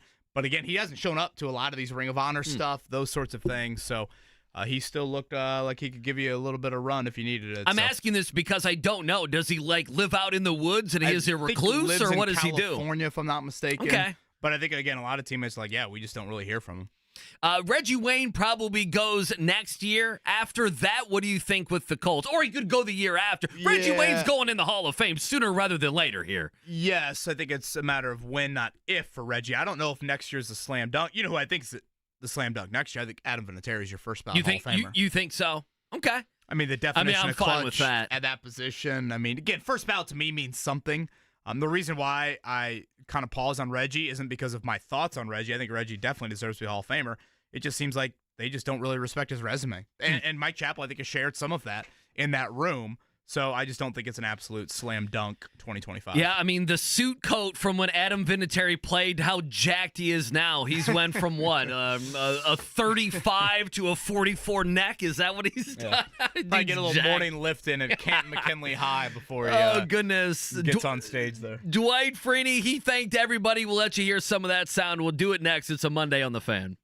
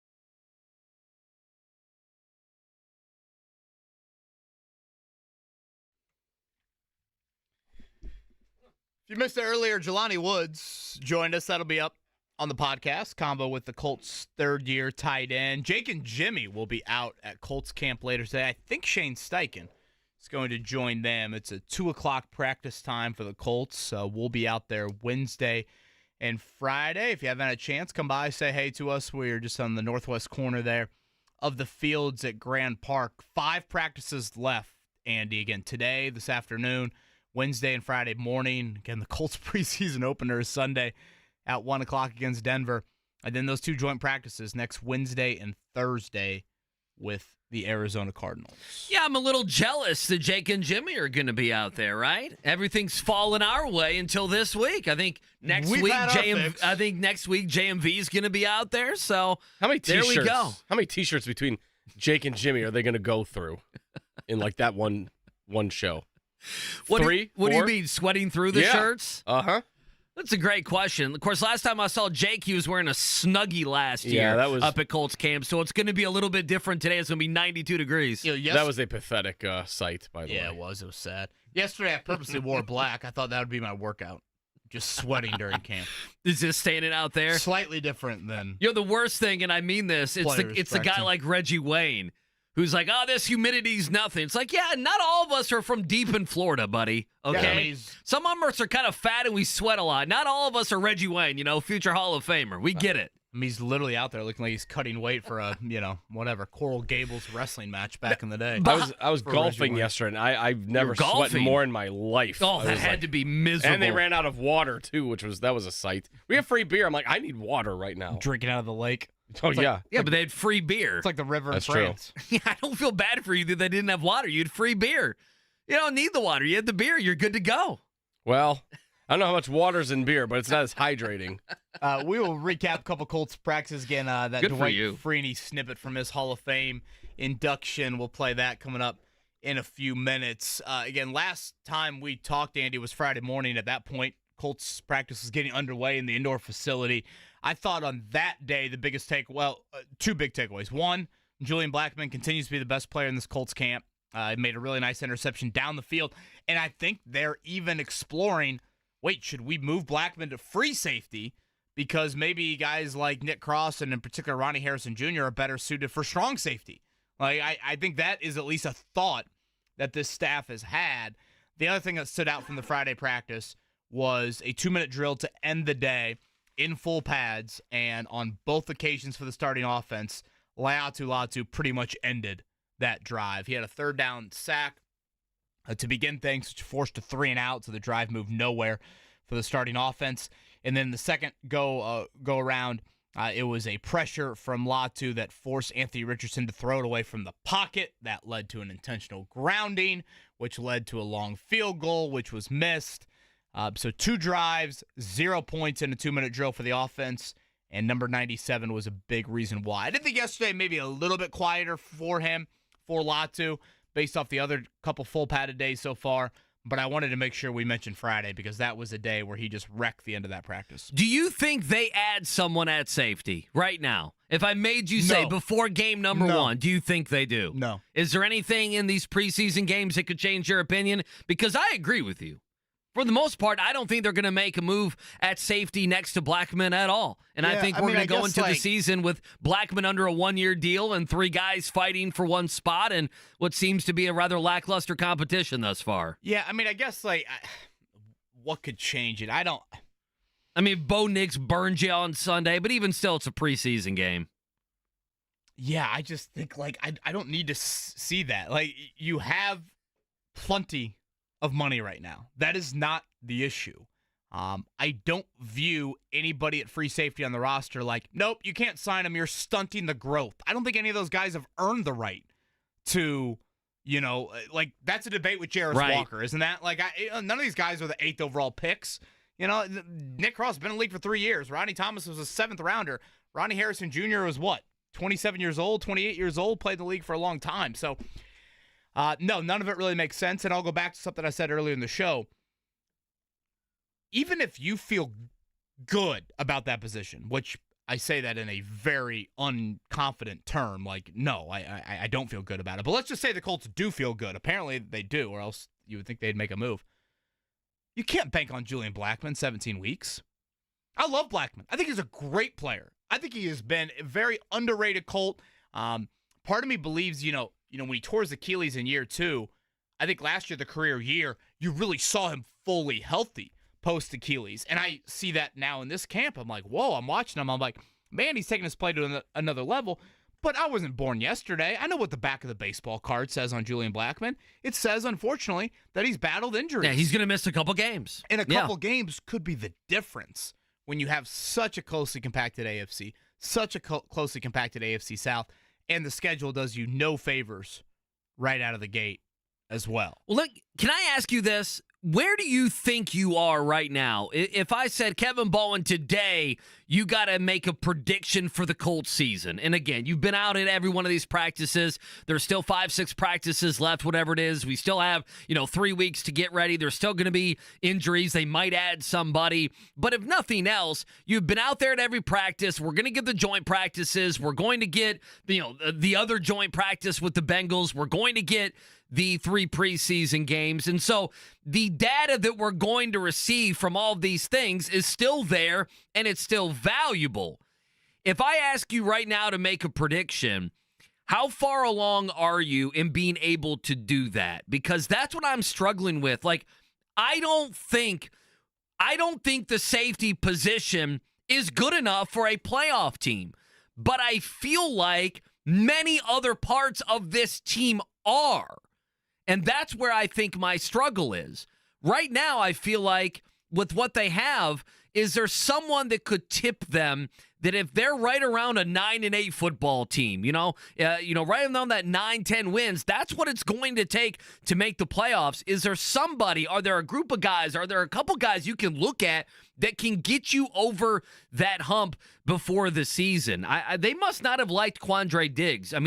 But where are you with that? Because I think that's my biggest struggle is we're talking about safety, and I feel like that's not good enough for a playoff team. Well, I don't think I'm asking for them to shoot for the stars. If they wanted to bring in Justin Simmons, sure, whatever. Micah Hyde, I don't know. I'm trying to look at some of these other safeties. Yeah, Hyde is still there.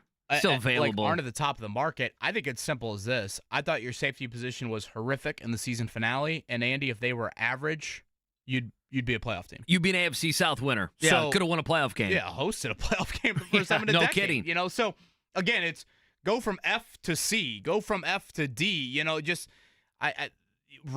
Joel A. Erickson, he joins us tomorrow. Raise the floor. That is kind of where I'm at because again, bless you, Mark. The quarterback schedule is just totally different this year, especially out of the gate. And that's where I go back to what Chris Ballard said a week and a half ago when the Colts, is Simone Biles limping or is that me? She does look like she's limping a little bit. Yeah, is she not going to compete in the floor exercise?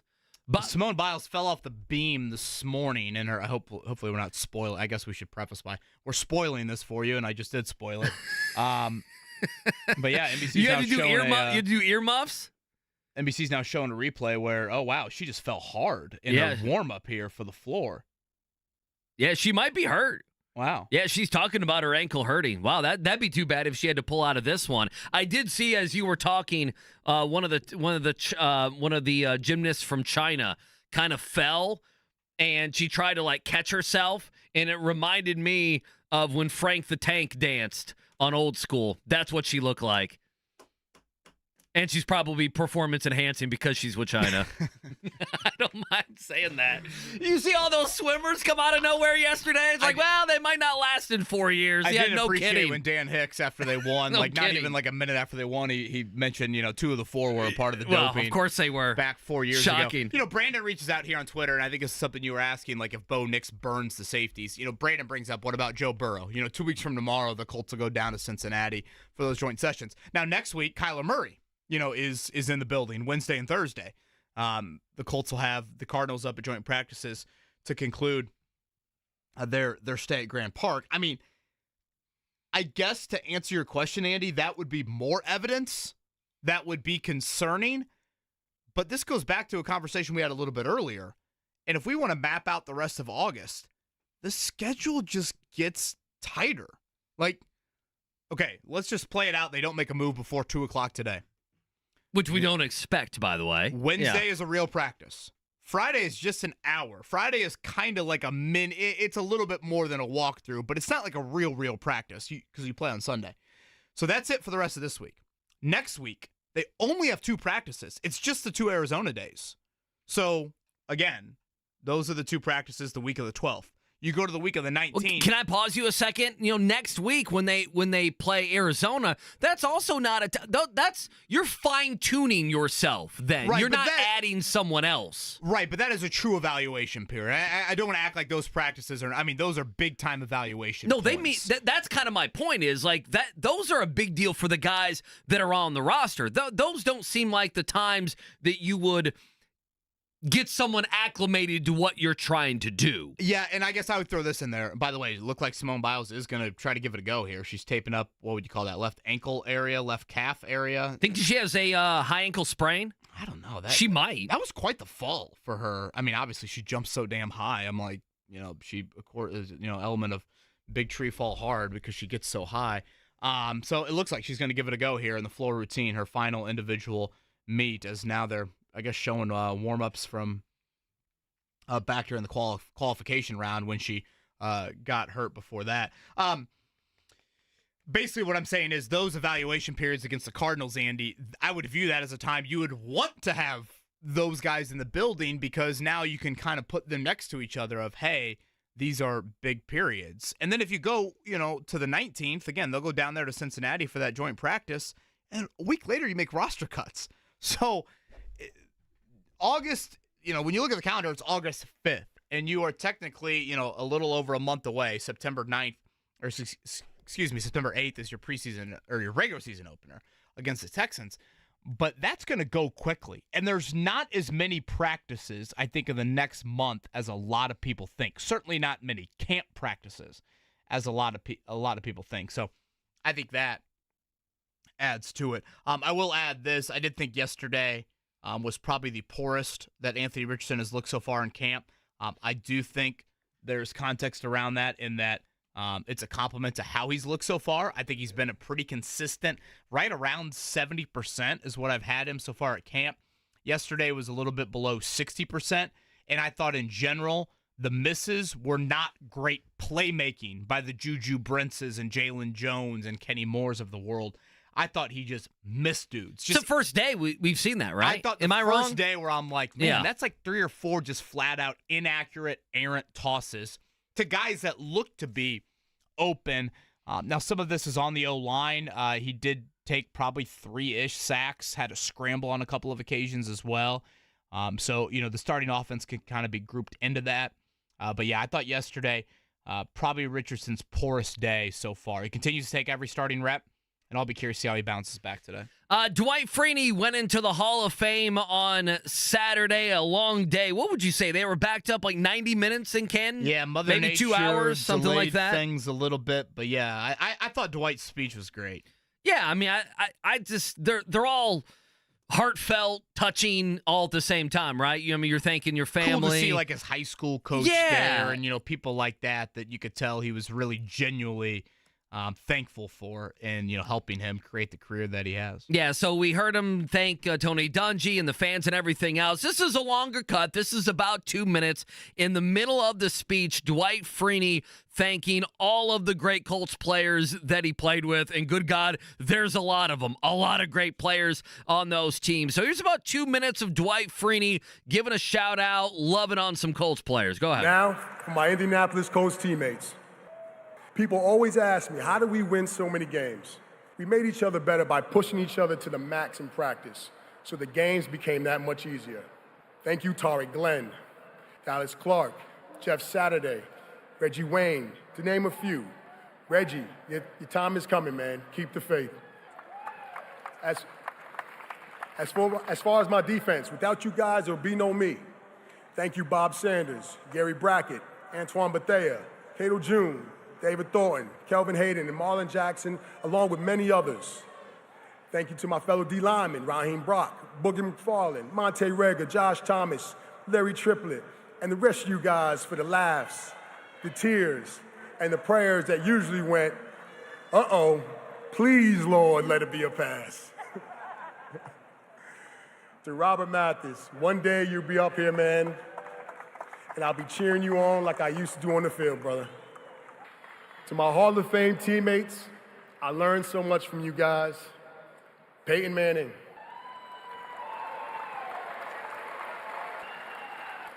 I watched how you prepared day in and day out so that you could be your best. That taught me the importance of preparation, and I was never surprised by my opponent. Marvin Harrison. I watched you practice full speed every day, which taught me that practice was the place to master my craft. You made every route look the same, which helped me be a better pass rusher, trying to make all my moves look the same. Edgerrin James. You taught me how to be a true pro on and off the field. And you were a great teammate and a pretty good roommate before the games, even though you wouldn't let me adjust the temperature above 59 degrees, man. I'll never forget that. 59? Well, it's hot in Florida if you're Edge. Oh, that was great. You got to love that stuff, man. You got to love that. I mean, Colts fans, you see, all the great – you mentioned Bob Sanders, but just – those teams, awesome. The pictures of all those guys that have been in the Hall of Fame. And then obviously there's a few, including a guy like Reggie Wayne, who's going to be in sooner rather than later. Just fantastic stuff. And I thought Freeney was great. Jim Irsay, they've changed it over the years. They now have changed the presenting person to just kind of a video. And Irsay was on stage helping Dwight, take the cover down off his bust. And Irsay was in a wheelchair for those that missed it. But they played Irsay's video before Freeney went up there. And, at times Jim Irsay can speak in hyperbole, but I thought his description of watching Dwight Freeney get to the quarterback was like watching a bar fight break out. I thought was kind of a good description of Freeney, of that spin move, and just like you kind of don't know where he is. And again, like turning your back to the quarterback. Oh, my God. Why would anyone ever do that? Like that is awful in somehow, some way. There's Freeney. And then Irsay added to the end of it. He called him, arguably our best defensive player in 60-year history of the Colts. And I don't think that's hyperbole. I don't think so either. When you look at Freeney. So, if nothing else, he's on the short list, being a Hall of Famer. So, yes, it's not a hot take at all for him to say that. We have a taped-up Simone Biles giving it a go here in the all-around, so we'll certainly keep you posted on how she performs here. Spoiler alert, I guess I'll wait 1 to 2 seconds if you want to somehow change your radio station, but please come back to us. She did fall off the beam earlier. So she did. That was not a great performance. So her first massive jump in the air. She stuck the landing. She looked pretty good. So hopefully she can gut it out here. And this is probably her final time on an Olympic floor, right? Yeah, this is it, right? So last night we saw Lily King, part of that medley relay. She captured a gold medal. And I think they set a world record, if I'm not mistaken. They did, yeah.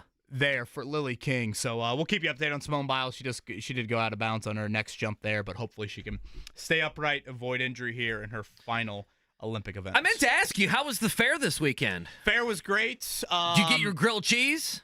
The dairy bar was so long. It was so busy, wasn't it? The line was just insane. And at that point, I was one meltdown away from just heading home. So unfortunately, no. But honestly, I think we'll go back before it's over. Okay, yeah, we got a couple weeks. We not pretty a problem. Close, and we got there early on Saturday. That's the way to do it. Yeah, it was great. The thing about it, I could not recommend more the FFA exhibit.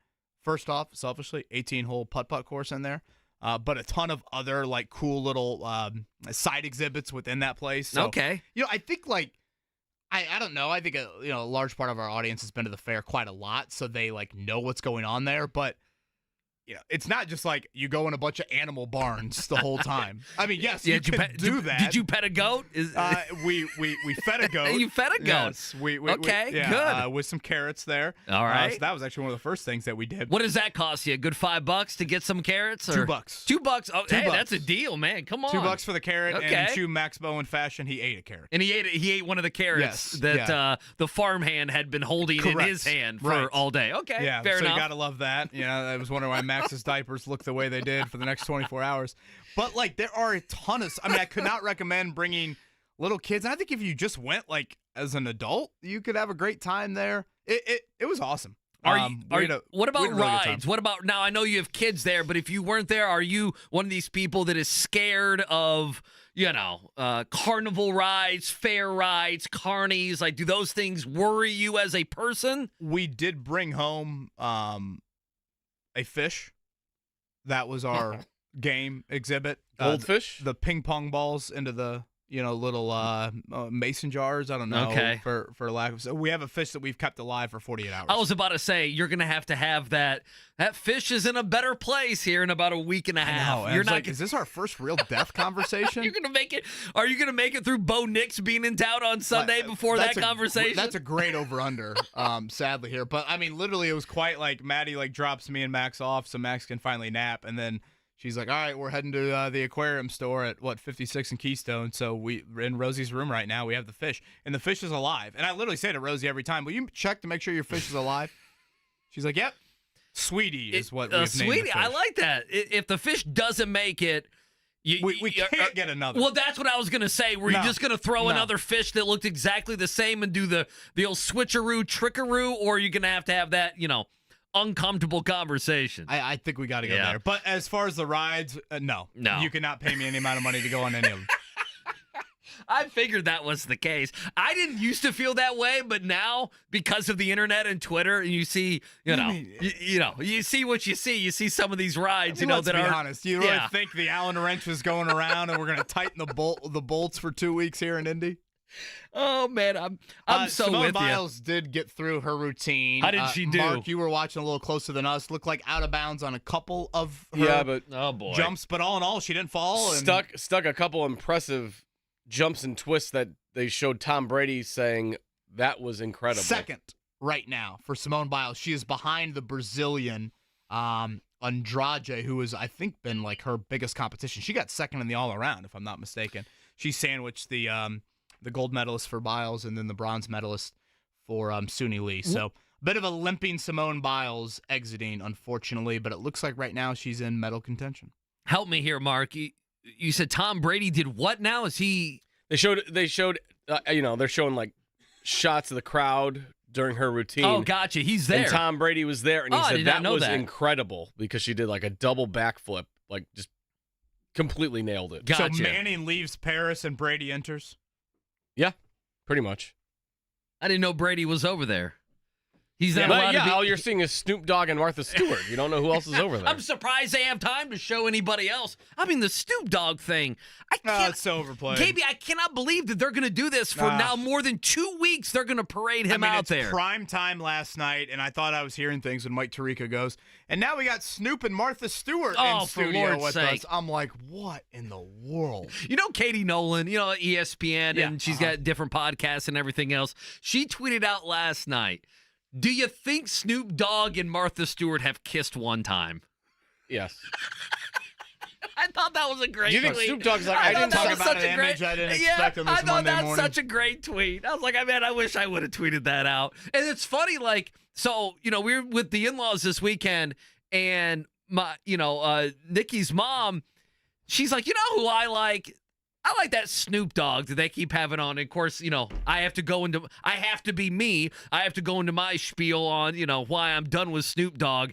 And I'm like, she doesn't remember Snoop Dogg was up for murder in what was that, the early 90s? Oh, of course not. No, but I'm saying the American public does not remember that 35 years ago. Hey, it's like Scotty Scheffler. Yeah. I mean, he's in prison 4 months ago, and now he's gold medalist. It's the same thing, yeah. It's similar. Nothing says a return to school like this, and the Bowens are back this morning. Max Bowen has been at school for, I would guess, less than about 30 minutes. Come on, Max. They've already sent an incident report for Maxwell. He's bumped his lip on a toy. There's a little cut on his bottom lip. Gave him some water and hugs. He did not cry. Toughness for Max Good for him. Bowen. That's toughness. That's what I'm talking about. We're building character. So what did he do? Fall into a table? What did they say he did? Who the hell knows? Yeah, bumped it. I don't know. Bumped his lip on a toy. Come on now. Good for them. Now, will you dabble in the fair? Oh, I'm going to the fair. Yeah. Well, I just got to decide what day we're going. We will go at least one time to the fair. Yeah, no problem. I would encourage an early arrival. Yeah, you don't want to be late in the day. Plus, the later in the day, it's 95 degrees outside. Mark? Ugly. Yeah, I think we're going out tomorrow after the girls you get going out out of school. tomorrow? Okay, Yeah. there you go. Yeah, what's this week and next week, right? Does it limp on another week? Full week. 2 Ashley full weeks? just wants to go when Keanu Reeves is performing.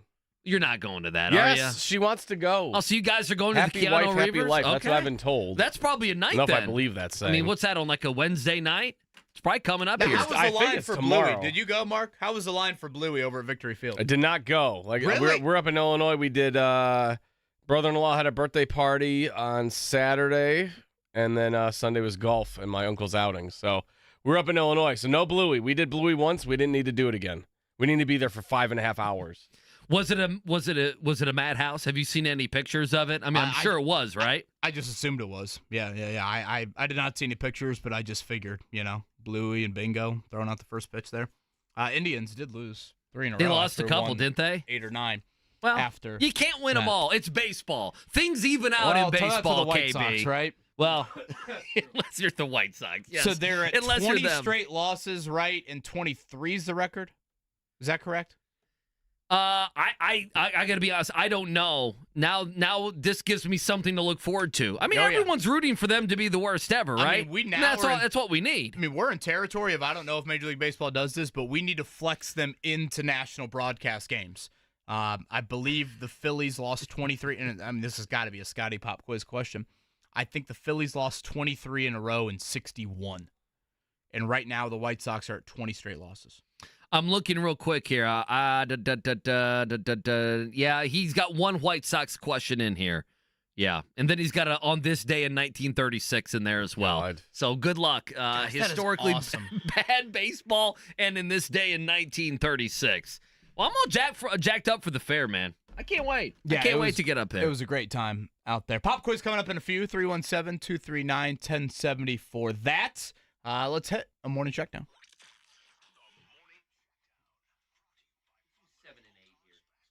Season tickets are on sale now. Order by August. Shot at the best seats in Hinkle Fieldhouse. Visit butlersports.com/buy tickets. All right, Colts training camp. We always try to lead with something Colts training camp, and we got Shane Steichen, head coach. By the way, should mention, supposed to be on today, we believe. 1:30. 1:30? I saw Eddie Okay. Garrison tweeted out. So, yes, 1:30 Did he really? for Shane Steichen. He'll be on with Jake and Jimmy, so that will be a lot of fun before Colts practice as well. Let's get to Steichen yesterday. I thought this was kind of interesting. He was asked, not too much from Steichen yesterday. He was asked, hey, how are you a better coach year 2 to year 1? Here's what he had to say. I think communication, really the biggest thing for me was learning our team. You know what I mean? You learn your team, how guys operate, different personalities. You know, when you're around certain guys, you know how they function, you know how they operate. You know, you can coach a guy a certain way and another guy's got to be coached a different way sometimes. So that's been big for me to learn that, learn our team, and then we go from there. Yeah, so there was one with Steichen. I'll give you the other. It's like 5 seconds. So he was asked, hey, who's playing in the preseason? Here's what Steichen had to say. Will you play the starters next week? I'm going to make that decision middle of this week.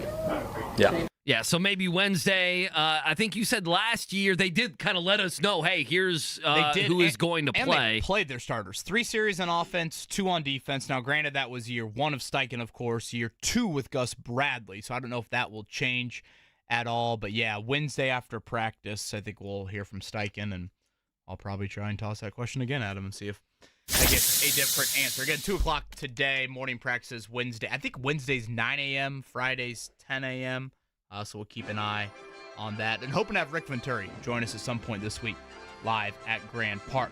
All right, that is the sounder for the Olympics. And right now, we'll just update you on the all-around exercise final, the floor, I should say, final.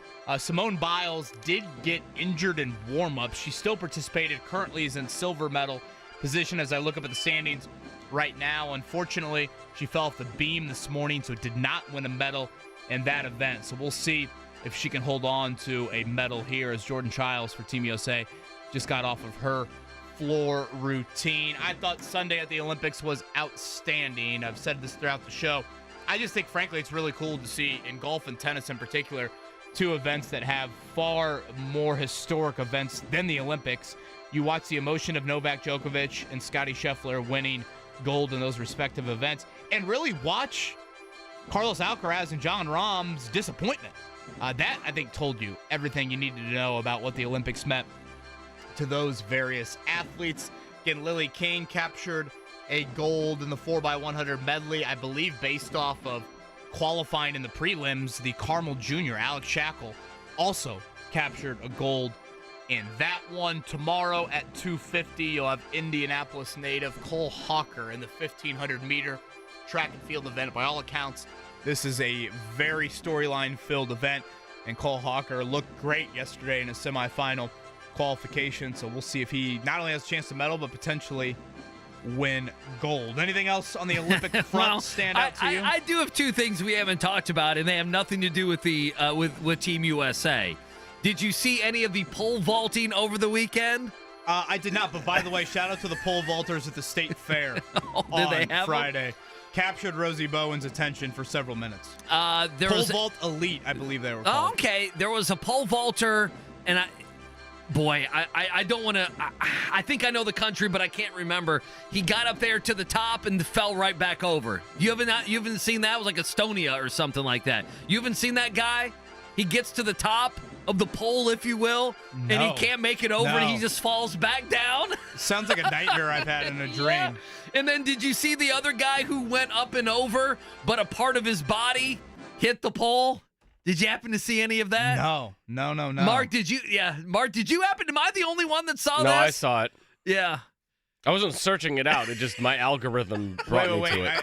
When you say a part of his body, do you mean like the part? Yeah, like the part of his body. Okay. Well, let's be more descriptive. Like he's going up, he's going over, and then he caught it on the pole. Are we good? Are we going to have to wait 9 months to find out if he's good? We're going to have to wait a little while. So that's why he didn't, medal. And people are like, I'd be fine if I were him for not medaling for this reason anyway. So, yes, those are the two Olympic things that I added to today's conversation. Quickly. Is that silver for Simone Biles, Mark? Did I see this? I believe so. Are we final? What it looks like. That's what it looks like. Well, good for her. Add another medal to her resume. I mean, she's the GOAT. There's no doubt about it. So, Reds losers 8-2 to the Giants. They lost 2 of 3 this weekend. Reds not good at home lately. Cubs over the Cardinals 6-2. Indianapolis Indians 10-8 losers there in Toledo. And then we thought this was a surprise. Jordan Wara, a former Pacer, signing with a team in Turkey. Did not see that coming after he was a part of that trade. He doesn't be able to cling on anywhere. Yeah, like an 11th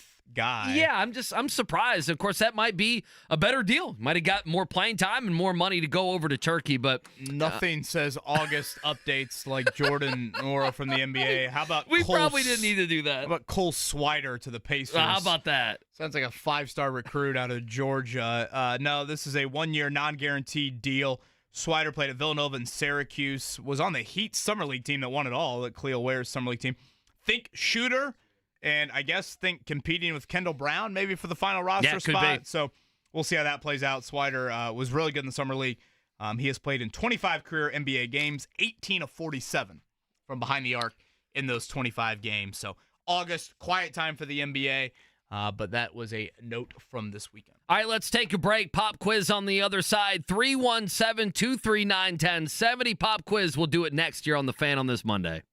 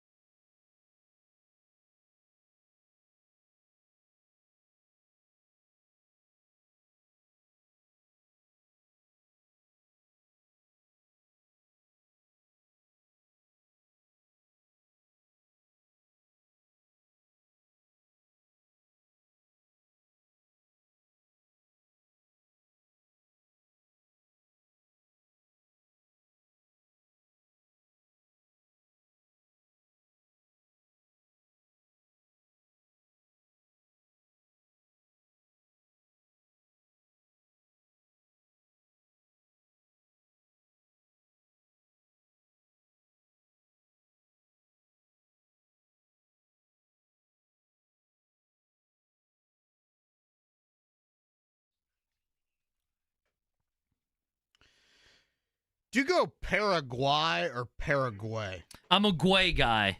Okay. Guay. Paraguay. Yeah, same here. This headline here, we probably should have done this in our Olympic update here.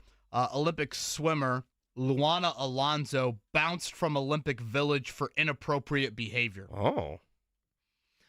Okay, but that leaves it open to interpretation. Like, Yeah, you need to inappropriate really- behavior could be something where it's like, yeah, I mean, that was, damn near criminal. The guy needs to get the hell out, or it could be something, Gal, just to be clear here. I know we've had a lot of debate what did over I? that. What's the name? Luana Alonso. Luana Alonso. Mhm, Okay. Yes, female, based off the pictures I am observing here. Could be an Instagram search for Andy Sweeney or Mark Dykton here during the break. What event is she in? She was a swimmer. So swimming is okay. concluded, and I think oftentimes you do hear an occasional story or two about the events that have concluded. Sometimes you linger on in the village. You and damn right you do. Make sure you take full advantage of being in the Olympic Village. So I have seen the picture, and yeah. I mean, how do they know? I guess. Well, Do they have cameras everywhere? Big Brother's always watching in the Olympic Village, or what? Big Brother underrated TV show. I did not do a lot of research on that end. I'm just simply relaying the headline to you. You got the Olympians on the IKEA beds, but they've got like Ring doorbells everywhere. Am I seeing 4 baseball questions today? Oh. 4 baseball questions. It's never nothing good. sums up a Monday like that. It's never good when number one, the first answer, well, it's or an option, I guess, is Sandy Koufax. We're starting at a very old spot when we go Sandy Koufax Monday morning question number 1. Yeah, here we are. Welcome back to the pop quiz again. 317-239-1070 for that. By the way, Jordan Childs won bronze. Oh, good for her. Okay, so we went second and third then. So second and third in the floor routines for women's individual. Interesting there. Wow. Sounded like a little bit of a drama there for third and fourth. So hopefully we'll have Snoop Dogg and Martha Stewart update us on that later. Hopefully they tonight. can break it down for us. Yeah, I mean, look, exactly what happened. Look at this. Here's a Romania girl who thought she got the bronze. She's got her flag and then was overruled. I mean, this is unbelievable. And now she's crying. I mean, this is. Oh, man. You talk about some emotions and some heartbreak here. That is some heartbreak. And Jordan Childs, does she know how to celebrate? I have no idea. Whoever the Stephen A. Smith is in Romania is not going to like the fact That'll be a that field day. their gymnast got fourth. Field day. Oh, no. Now Childs is really celebrating. So, yes, she's very, very happy about the bronze medal. Wow, and you can see the Romania girl in the background. That's awkward. That is awkward. Well, this will be tonight. You all can watch this. It's so awkward. Good for Jordan Childs in capturing a bronze medal. Good for us right here as we have Lori Hernandez, Rich Lerner, and Justin Spring giving us the updates here in studio. So give us a call, 317-239-1070 for the pop quiz. Other items of note today. One thing we did watch yesterday morning from an Olympic standpoint, we watched women's volleyball. I mean, you watch the indoor women or men's volleyball team, competing later today. I mean, that is no joke. The intensity. Oh, no, it's crazy. Dude, volleyball is like the hot thing. The violent nature of that sport. Unbelievable. Yeah. Oh, I'm all in. Now, our guy Budinger lost, right? Right, Earlier. and I guess they got dominated I'm today. I'm separating beach from the indoor. I know you are. They got absolutely dominated today. Volleyball. Come on, Budinger. Yes, Chase Buddinger's Olympic. Is that Zach Edey in the background here walking out with these gymnasts? Zach Edey is somewhere getting his ankle taped. Wait till you see this. I mean, I swear it looked like Edey. No, that dude's tall. Yeah, in the background now. Should I take the pop quiz? Yeah, do we have a prize to give away? I don't think we do. I don't think we have any freebie stuff until later on in the week or next week, if I'm not mistaken. Yeah, next Monday. That looks like Zach Edey in disguise. I mean, does that like not if Zach look Edey like was going undercover? Like if you went Bobby Valentine? Or he's just like trying to check into a hotel inconspicuously. Tomorrow will be a busier day. Again, that'll be USA team, the men's basketball team, taking on Brazil in the quarterfinal matchup. That's at 3:30. The women taking on Nigeria coming up a little bit later in the week. That is Wednesday for them. So far, USA women, I think the women and the men probably similar paths so far. I don't think I've had a single game in single digits for the men's and women's team through their group play. You notice I was nice today. You know that, right? I don't think Diana Taurasi scored the other night. No. She went 2 out of 3 or 3 out of 4 games without scoring. Again, you couldn't put Caitlin Clark on the team. You had to have Diana Taurasi in her 40s be on the team. I understand it's a swan song and everything, but Team USA on the women's side did not pick their best team. I feel like on the men's side, for the most part, we did pick our best team. I mean, you could argue about a Brunson or perhaps maybe even a Donovan Mitchell, but that's it. I mean, on the women's side, I feel like they left a couple players behind that might be better than what they have. Notre Dame, Arike. I know. Go ahead. Go ahead, Mark. Arike Gumbawale. Thank you. After her performance in the MLB All-Star game. Oh, she balled out. Are you kidding me? She had 30 All-Star game. 30-some odd points. Has a brother on the Texans who's a running back, Dare Ogumbawale. Well, there you go. See, behind Joe Mixon to start the season for the Houston Texans. Did you say earlier that Simone Biles was pregnant? What? Was I imagining things? You have hallucinated. No, sir. she announced that. She announced that she was retiring and that she was pregnant.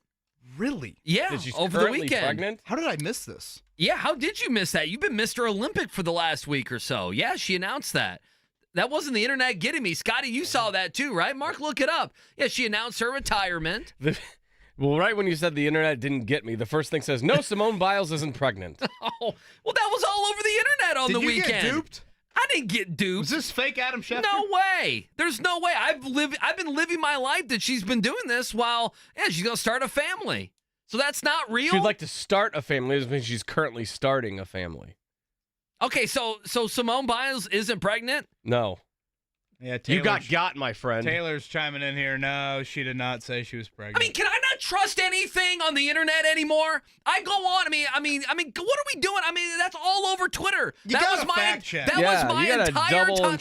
entire timeline over the weekend was about Simone Biles. I am now the old person. Yeah, get off National Enquirer. I turned Stop 40 years them. old, and now I'm being got by the internet. Are you reading the tabloids? Are you reading the New York Post?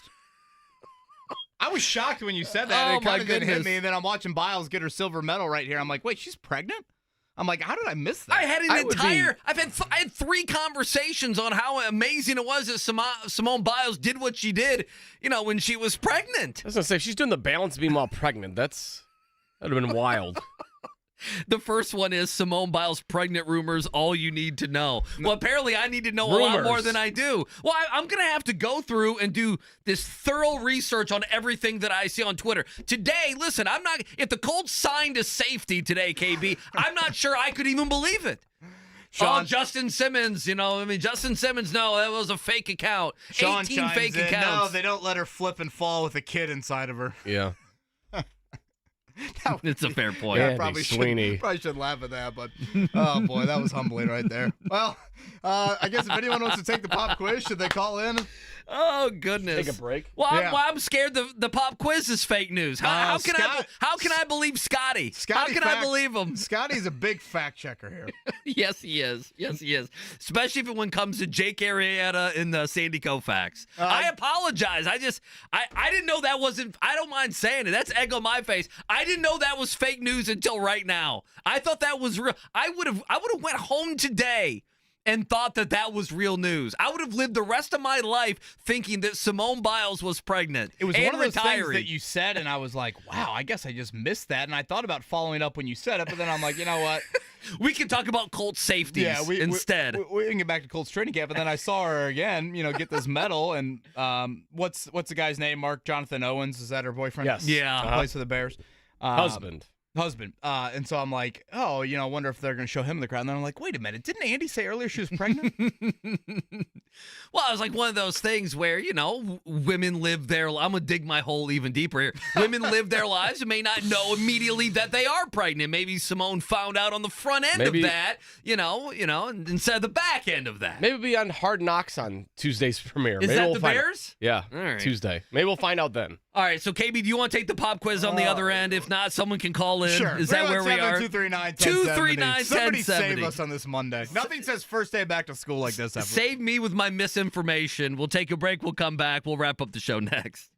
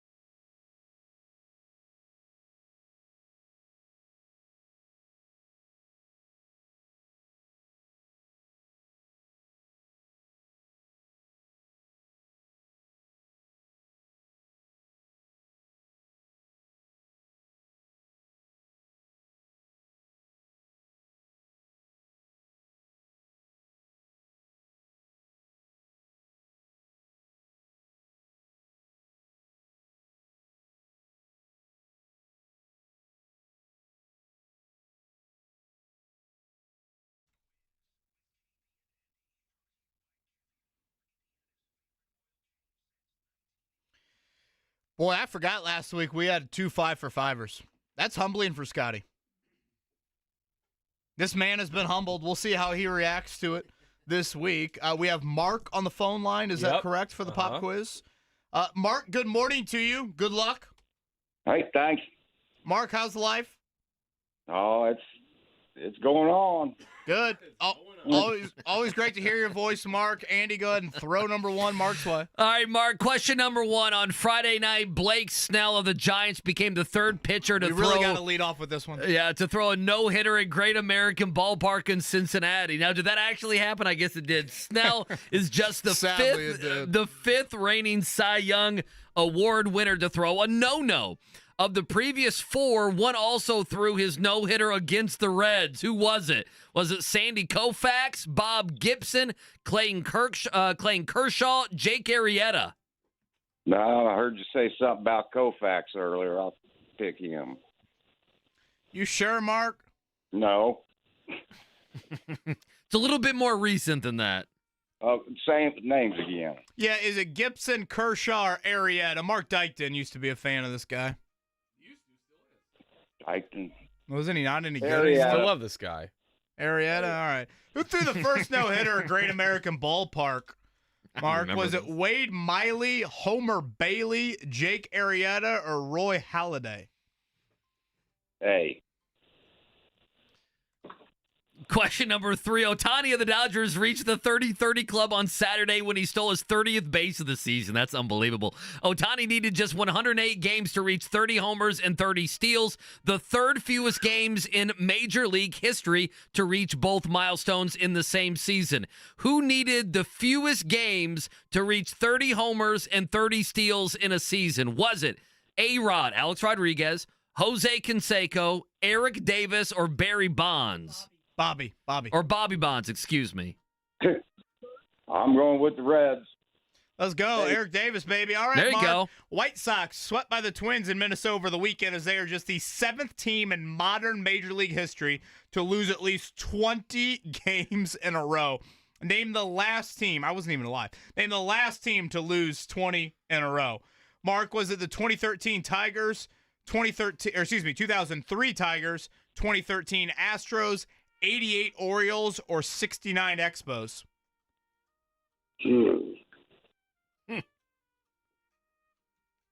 Mark, I don't know if you were alive. You strike me as a spry individual.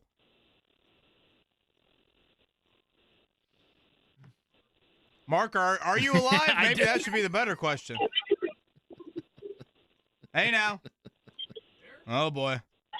This just sums up the last half hour of the show right here. It really does. Mark? All right. I mean, that's we only got a minute left. 88 Orioles for that one. See Mark, and there he goes. Boy, and to round it out here, we've got in 1936, Jesse Owens set a world record on the 200 meters at the Berlin Olympics, covering the distance in 20.7 seconds. Who currently holds the record? You see this shot pretty much every time they show the track and field.